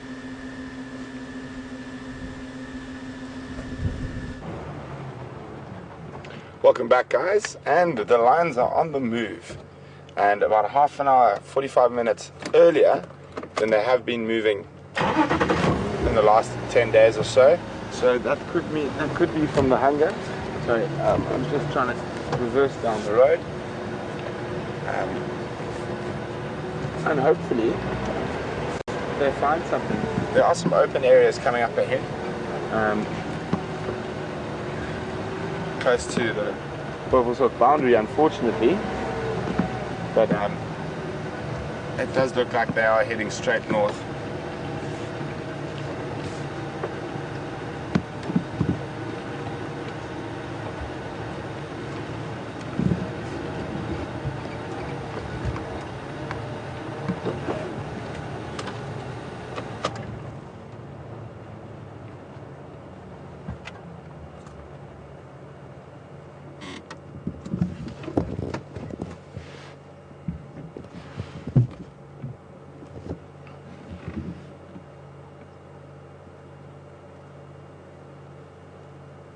There's the hunger in the eyes.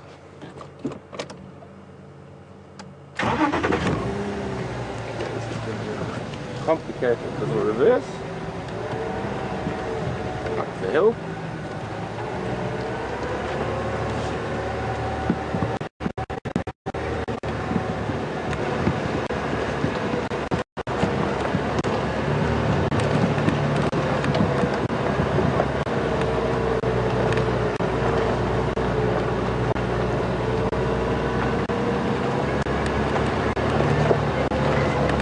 I'm going to stop and get to the top gate, right?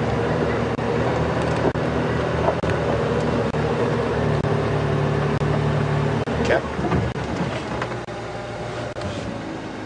Try me to put the nose down a bit. That's all. There.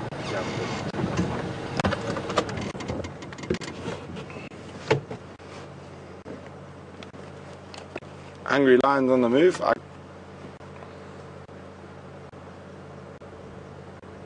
I can't see the males moving yet.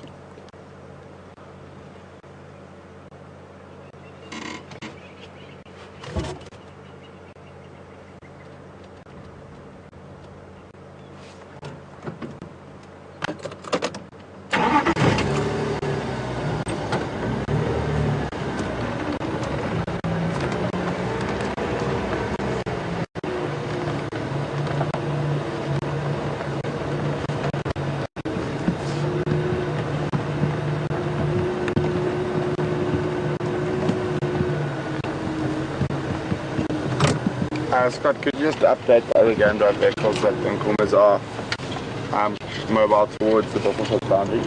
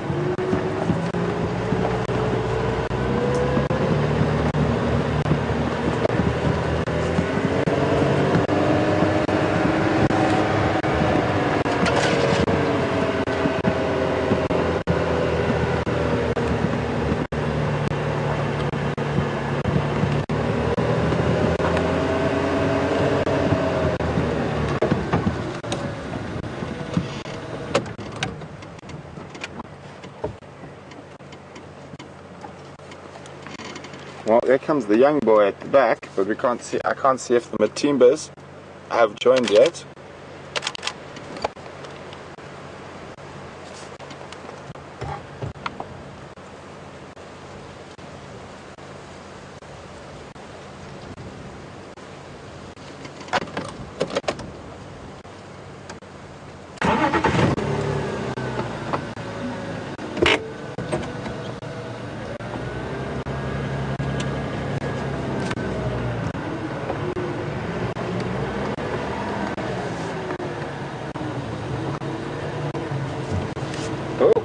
Windy reversing.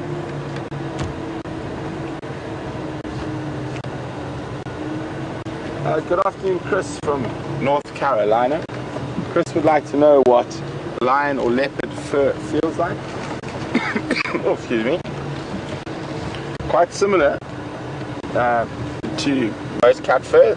It's quite coarse on the top, and then their stomachs are quite fluffy, for lack of a better description. But soft and fluffy on the bellies, and then quite coarse on their tops.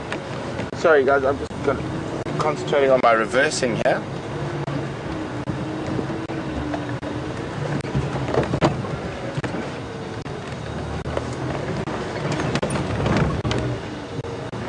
Whoopsie.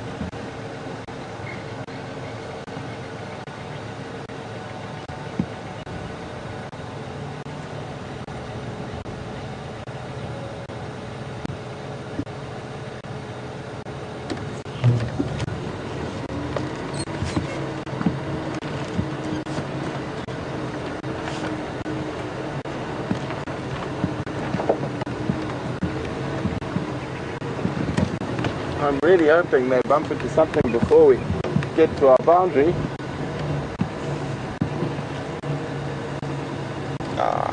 Looks like I just got a glimpse on that last corner of one of the big males coming, following them as well.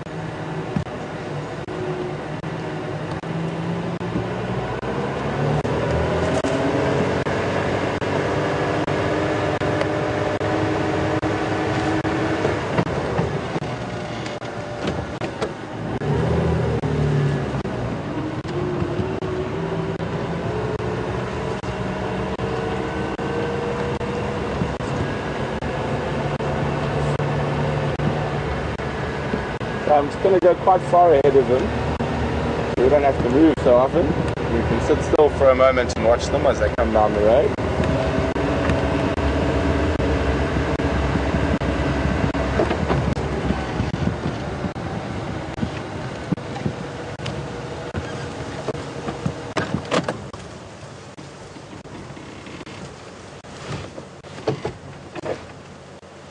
We don't want to get too far and then they cut off and we lose them.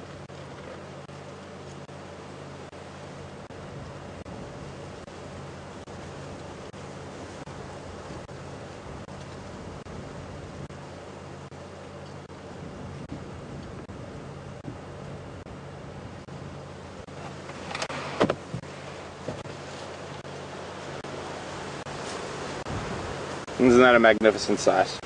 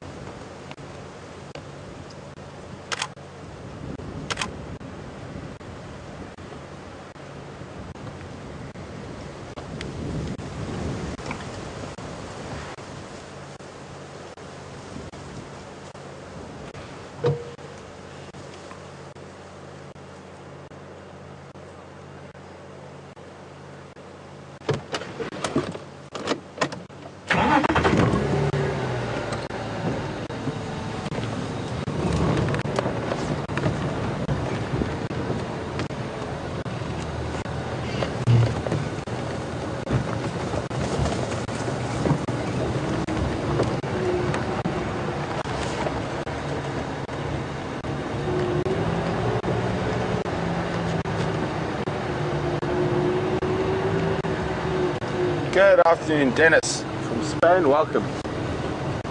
On Drive with us this afternoon, Dennis would like to know whether the lions are looking for a specific species of animal to hunt, or they will hunt anything that they come across. They are opportunists, Dennis. They will literally hunt the first thing that they see, whether it be an impala, a little hare, or a buffalo.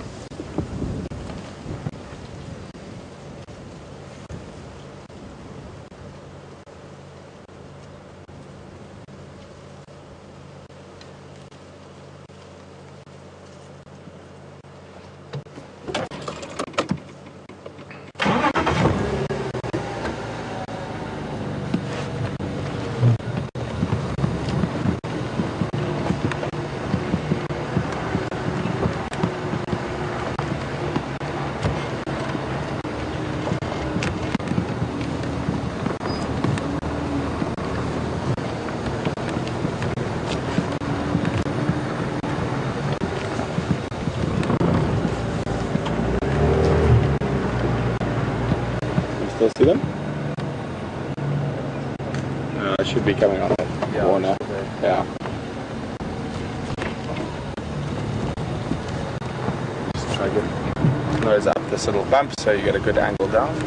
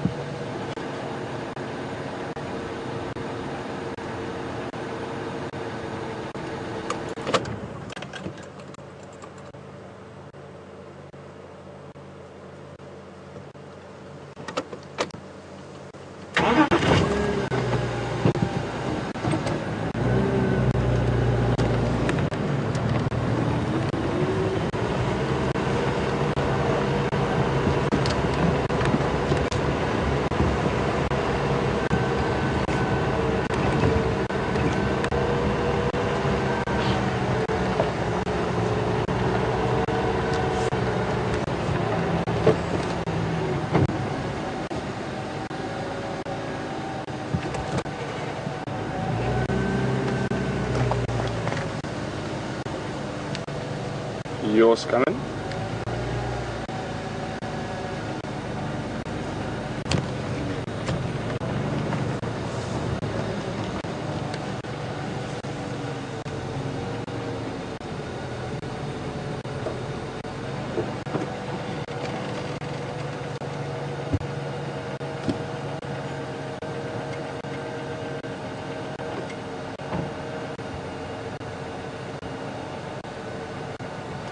They're really on the march.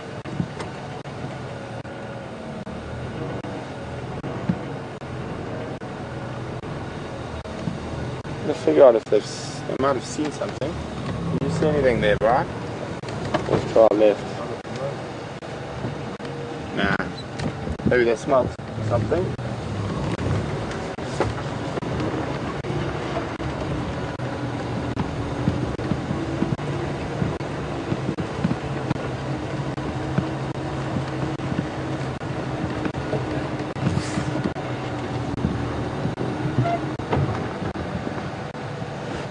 It'll be interesting to see which way they go here.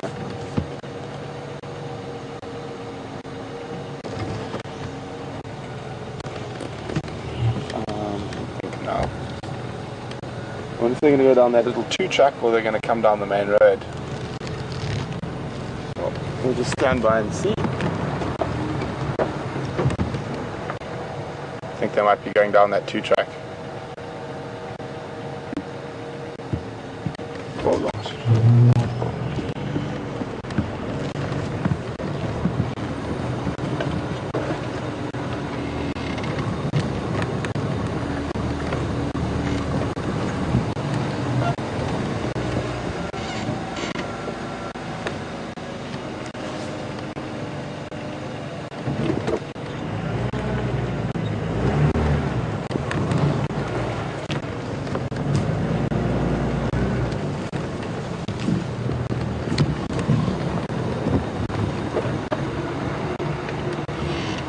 We've got a nice long straight, so I'm just going to zoom up to the top of the straight and then stop.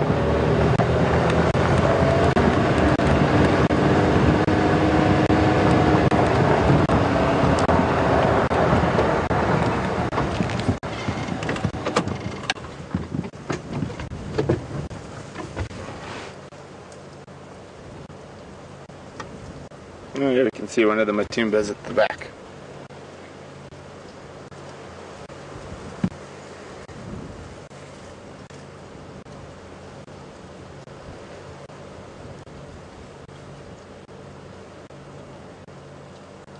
And there's the second male.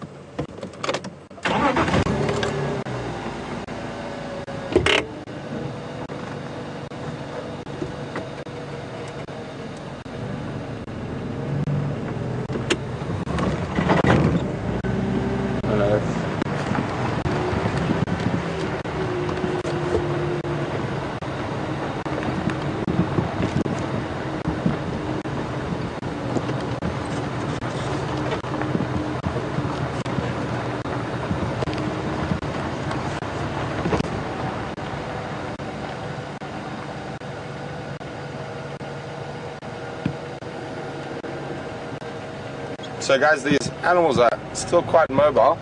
I'm not 100% sure how far the boundary is from us, but we are getting quite close.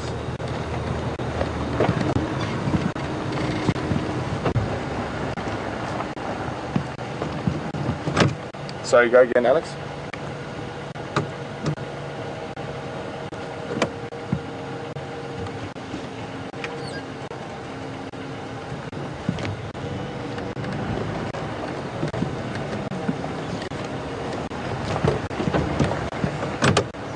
I'm not 100% sure, but I'll probably guess we're probably within 300 or 400 meters at the most of the cut line.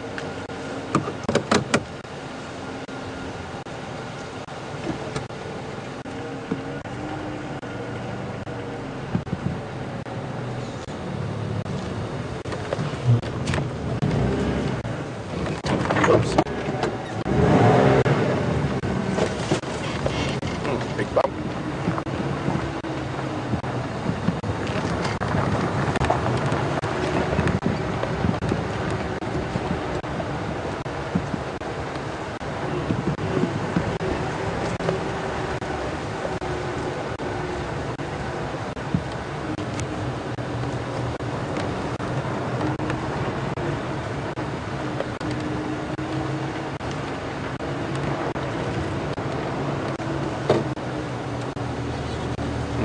We're gonna do it, now's the time, man.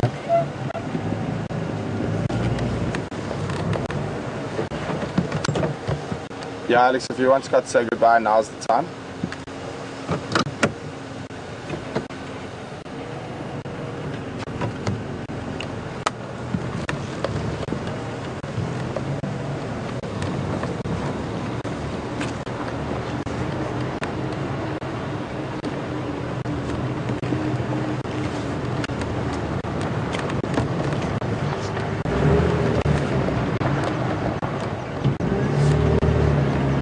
Guys, I'm sorry, I'm concentrating on my reversing here.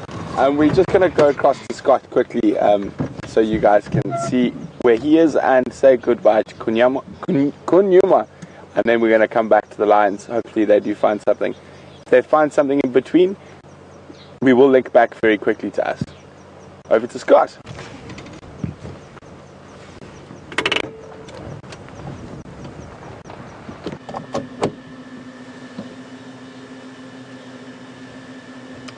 Welcome back, and as you can see, Nkuhuma is still fast asleep, and we're going to leave him here and certainly try and keep track of him over the coming days. And at least we did get to see him this afternoon, and when we did see him earlier, he was on the move in some beautiful golden afternoon sunlight, which was really another beautiful, beautiful shot. We've been absolutely spoiled and continue to get spoiled right now with the lions. So we're not going to delay things here. Myself and Andrew are going to go and set up the fireside chat, which for those of you who have just joined will be a continuation from the evening drive. So we'll go and set that up and see you there a little bit later. Back to Brent's.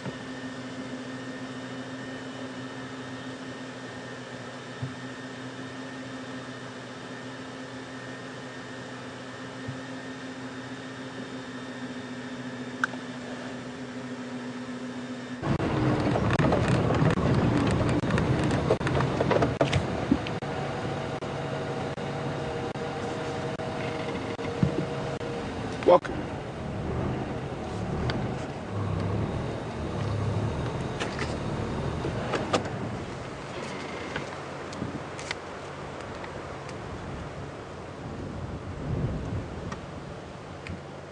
Can you see them? Any movement through the trees to the left because you're a bit higher than me? Not currently.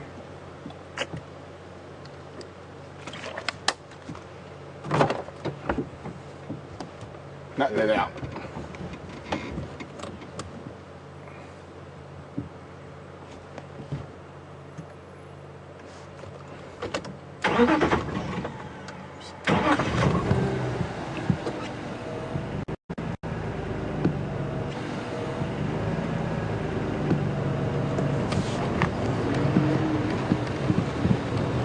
Unfortunately, they are very close to our boundary now.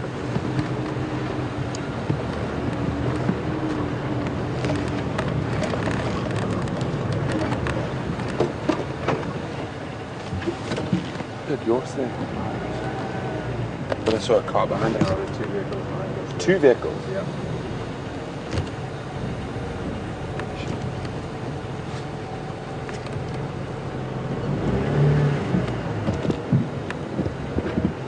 Okay guys, we're going to get onto the boundary and stand by for them.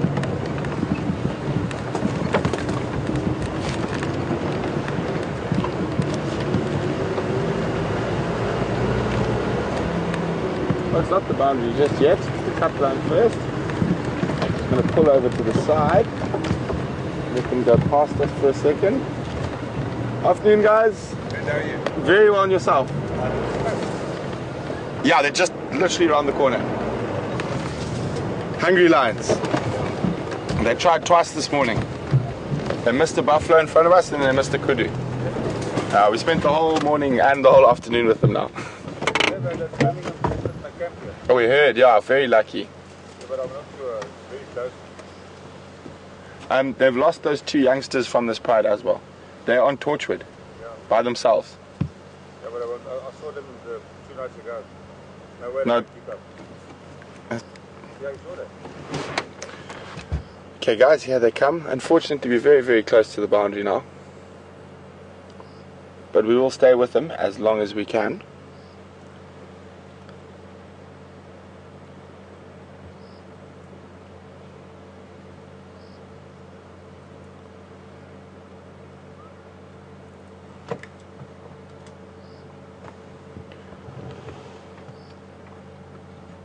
Oh, unless they go north. I mean, west.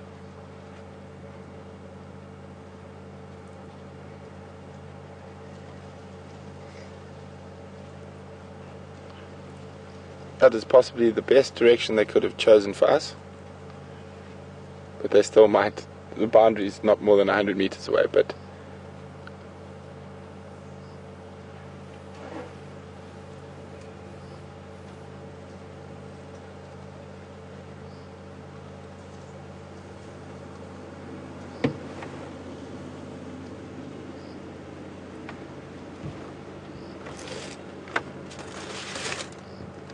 still waiting for one male.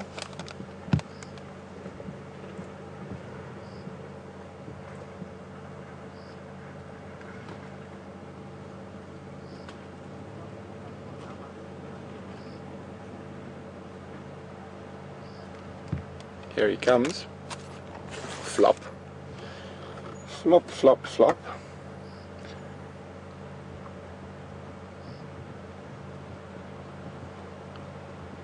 It's quite nice that they did choose to get moving a bit earlier today. Sorry.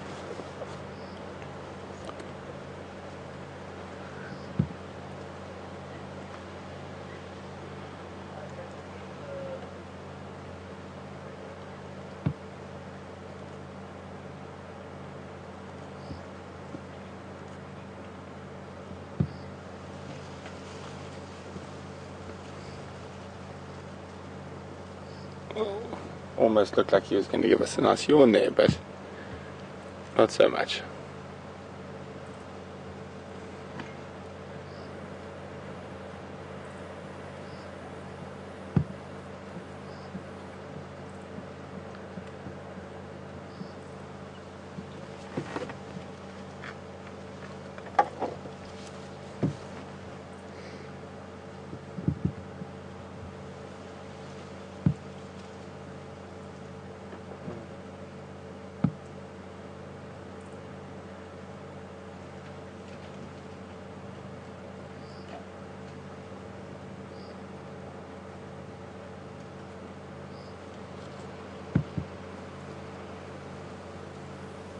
Just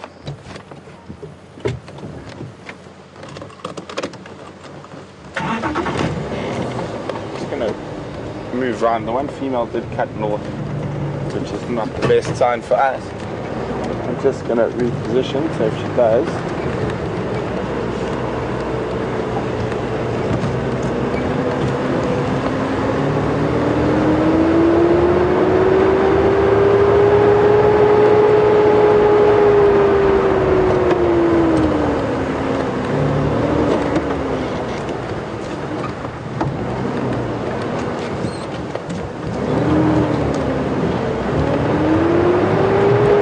Sorry for the speed, guys. I just want to jump up ahead of them.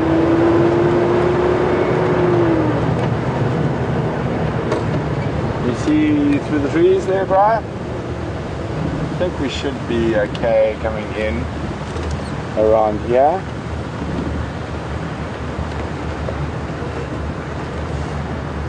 Is that another vehicle there?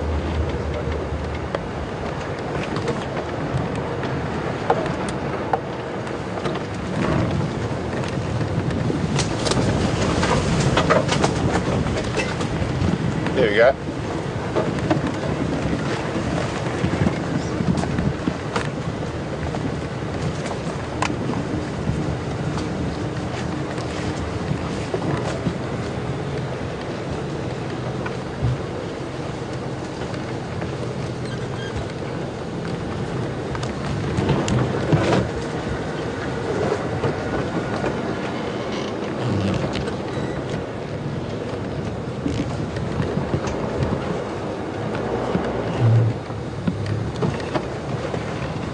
Mark, do you copy me?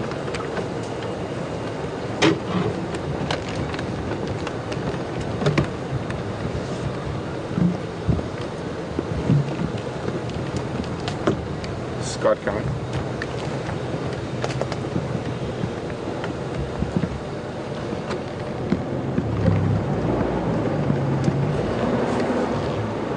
Can update Mike, they're actually now mobile west along the firebreak. But they are still, I think, possibly going to cross into Buffalo's Hook.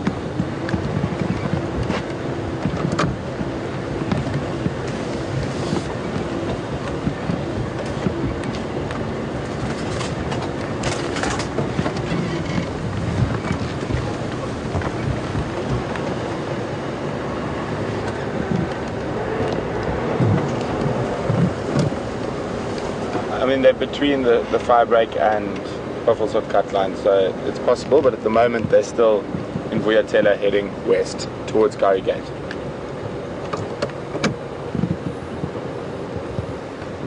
They're heading to the good spot, guys.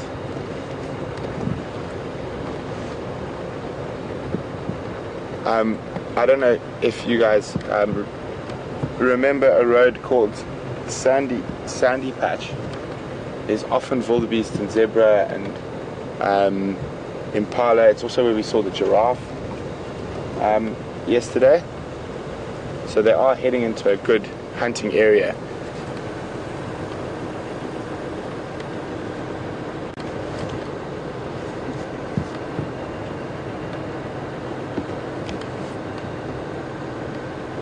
It's a bit of stretching and claw sharpening.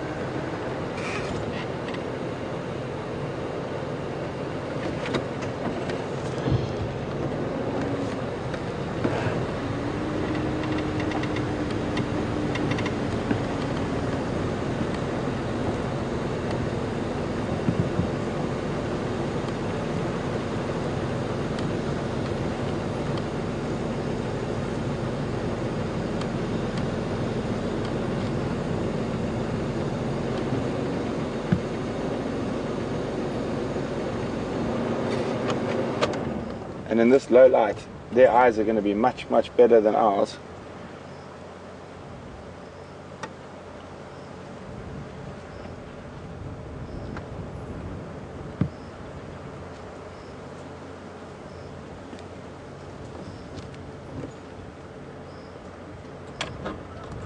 The wind's swirling nicely.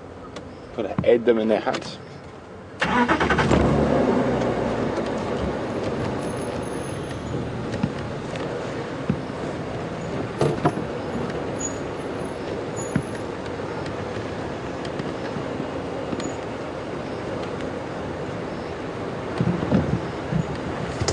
We're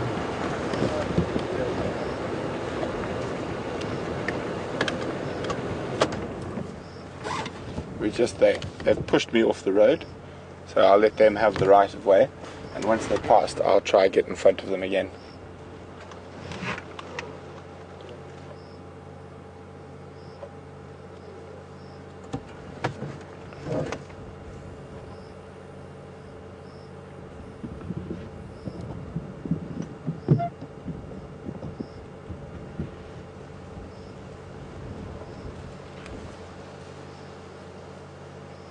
Might have smelt something, seen something. Body language of the two front females has changed slightly.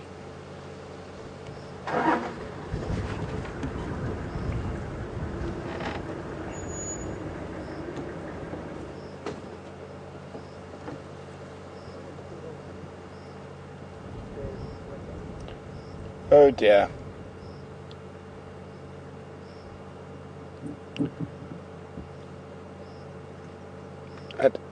We are right on our boundary at the moment. Hopefully whatever they see is on the left hand side of the road, not on the right.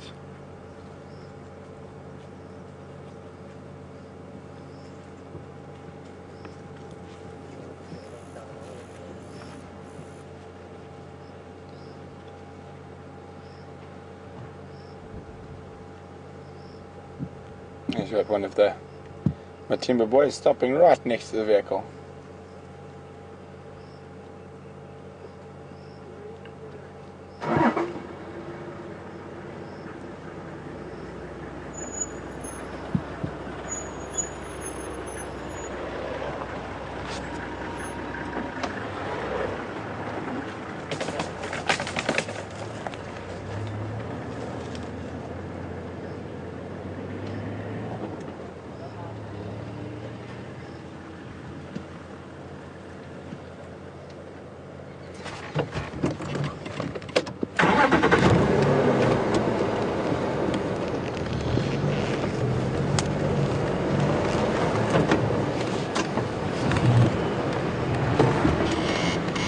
Whoops, hold on there, Brian. Big bump.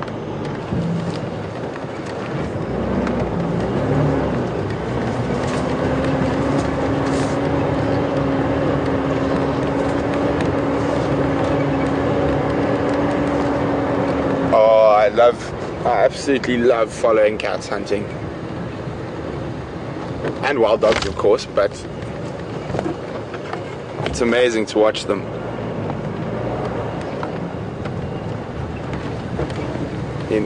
Especially the apex predator of this area.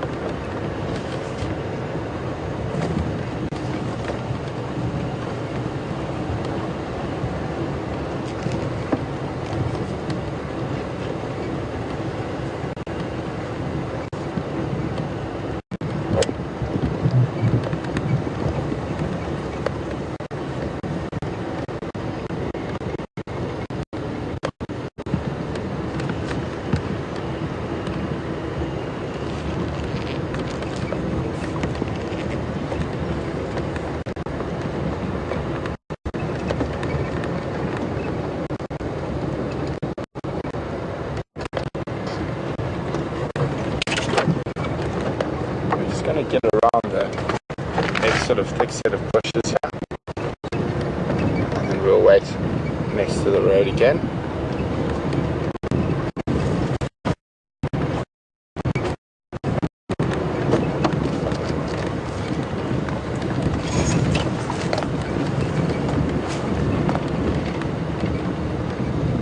Whoa, stuck.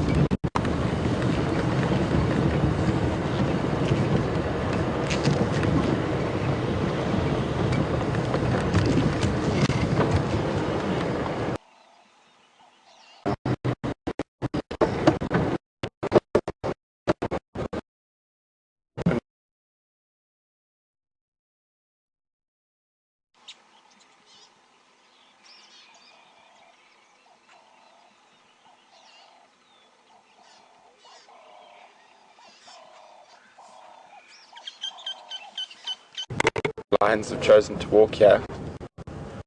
Hopefully as we go a bit further down this road the signal will get better. We've got some lionesses and cleaning their claws. Oh, look at that, that's incredible.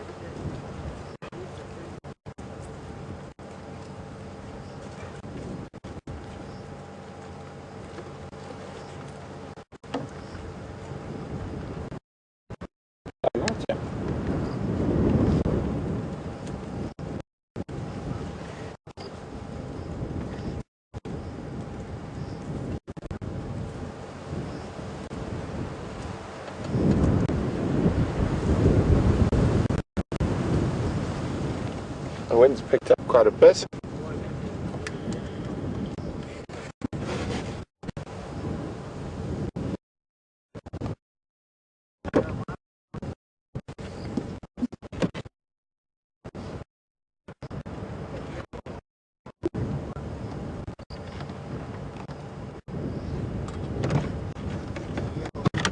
Please go ahead.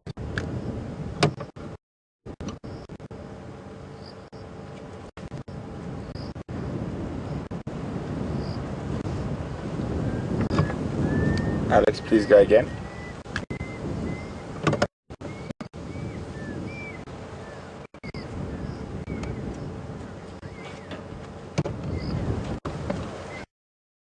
Break up. It's a strong wind, and we are in an area that hasn't got the best signal. But as we get further down the street, hopefully the signal should. We can see the phlegm response. When he turned his face towards us, he was smelling the female's urine, taking it over his organ, and picking up all the information when possibly the female estrus next, and a lot of other information like that. Sorry guys, I need to concentrate on my driving now, because they have managed to get quite far down the road while we're waiting with that male. So I will be back with you in a second. I just don't want us to hit a large stump and fall in a hole.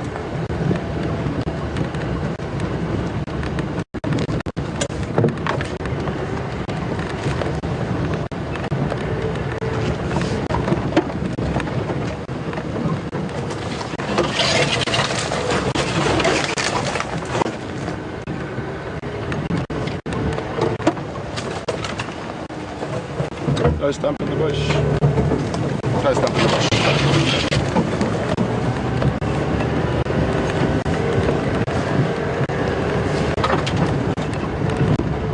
That's great to hear, guys. Hopefully the signal's a bit stronger now as we've come a bit further down here. Thanks, Bri. The light.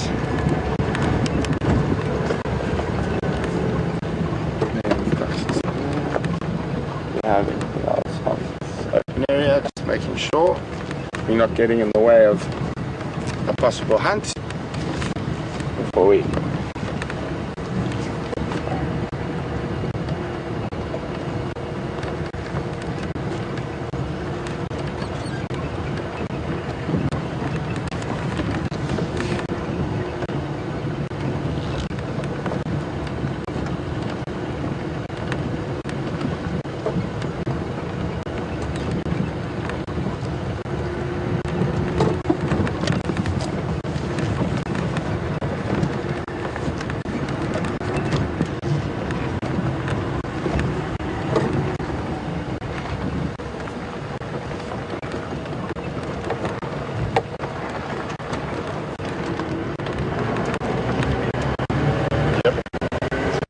they're right on our vine. Some of them have crossed. I don't know if those who were with us yesterday afternoon remember the elephant swimming. It was in that dam in front of us now. Let's see, yeah, they're going to cross. They should come out of this thicket here. There's no prey species that I can see at the moment. Oh, they've come back onto the road. Thank goodness. No, there's a big hole behind us. A very big hole. That would have been very interesting if I had gone any further that way.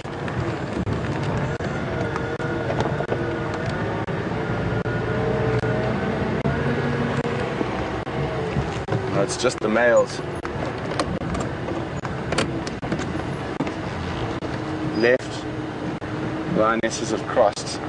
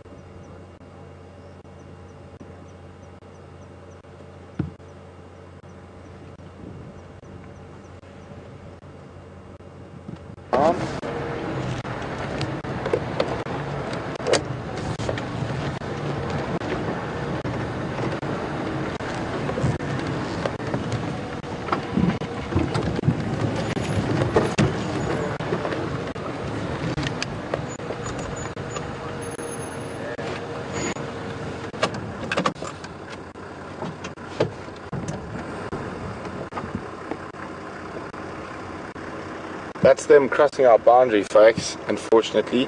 What we will do is, while they are visible from the cut line, we will stay with them, watching them from the boundary.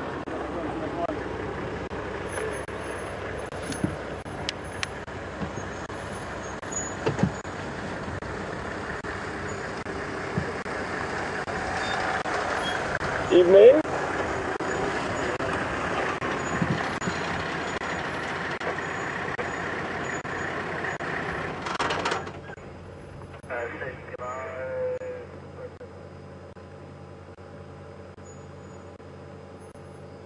Oh, maybe they'll be kind and lie down here for us.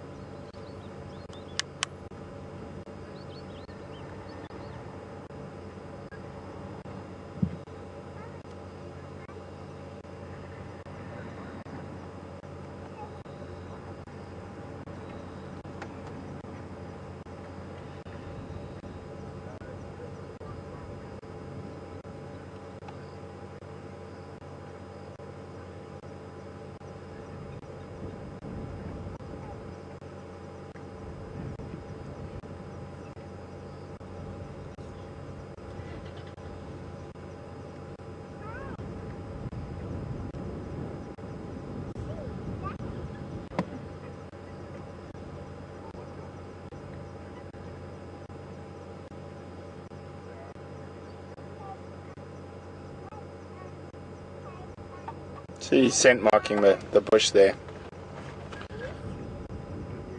Oh, and I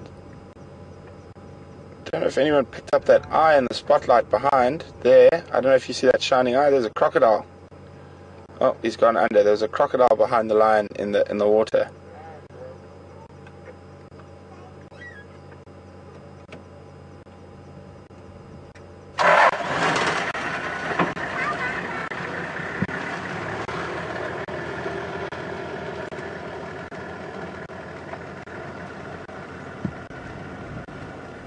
But I'm just going to go off him for a second to just check where the others are. Okay.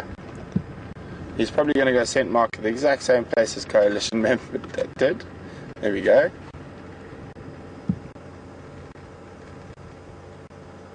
He is a magnificent lion, lovely black mane.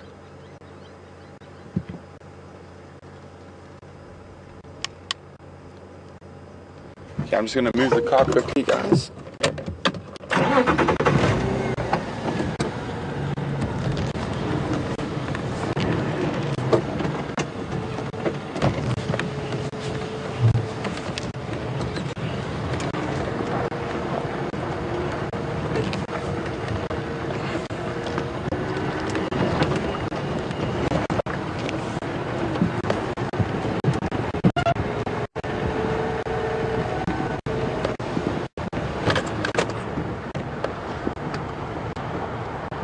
I think this is the last, very disappointing, the last sight we're going to get of these guys. So once they go around that little bush, I think that's it.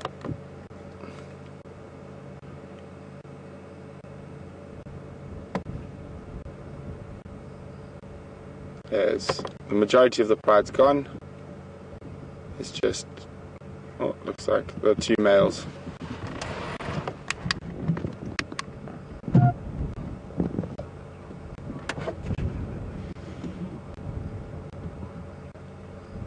There you go. I don't know if anyone can see that sort of sparkling, shiny eye behind the line. That's a crocodile.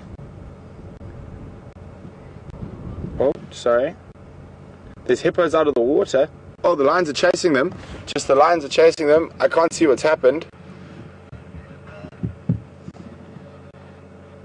Oh, it looked like it missed. I just saw a hippo rush into the water there.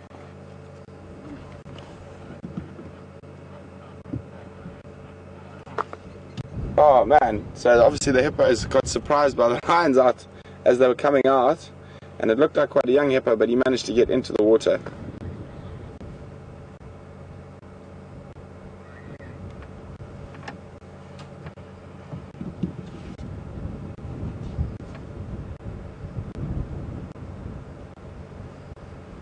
There's a bit of scent marking.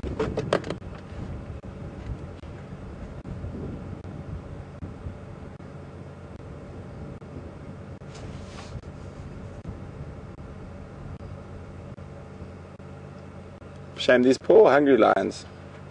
It's the third chase today and still empty-handed.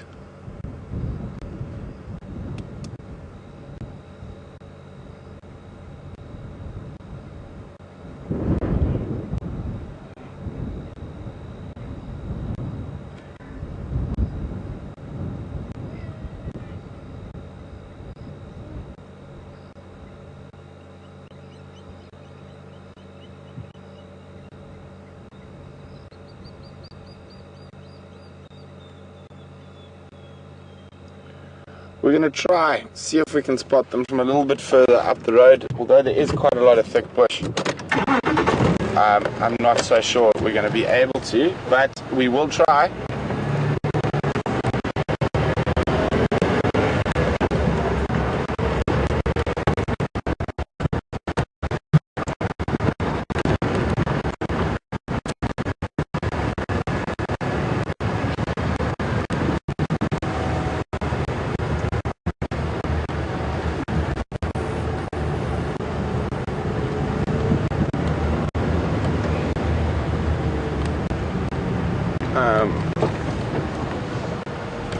This is the only spot we might be able to see them from. I'm just going to stand by here for a few minutes, see if they just...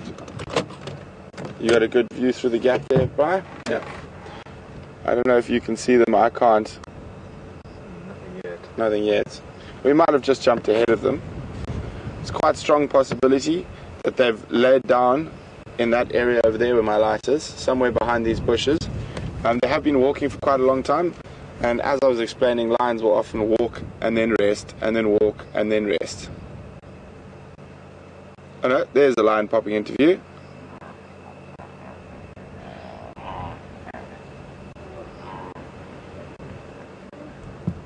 don't know if you guys can hear all the hippos in the background.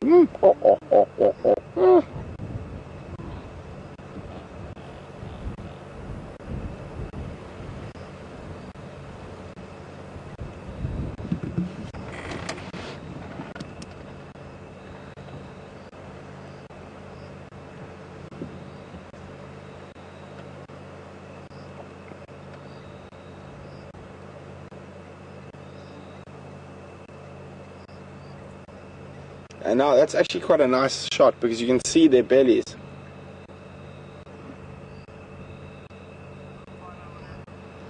Okay guys, I think unfortunately that's all we're gonna manage to see from now. They're going to an area where the bush gets thick and we're not going to be able to follow. They might even cross out of the Sabi Sands into the Manyeleti Reserve. The Manyeleti Reserve is quite close. Well, thanks for joining us. Unfortunately, for the Nkuhumas, we didn't have any luck hunting. Sorry, 1 second. We didn't have any luck with them hunting or catching. We had such super amazing luck with them this morning, chasing those buffalo and kudu, and it was really nice to just sort of follow up to try see if they were going to catch anything. Other than that, wherever you may be in the world, from Brian, myself, have an absolutely wonderful evening. And for those of you who will be joining us for Fireside Chat, we're going to make our way there now. Scott's already there, setting up, making the fire.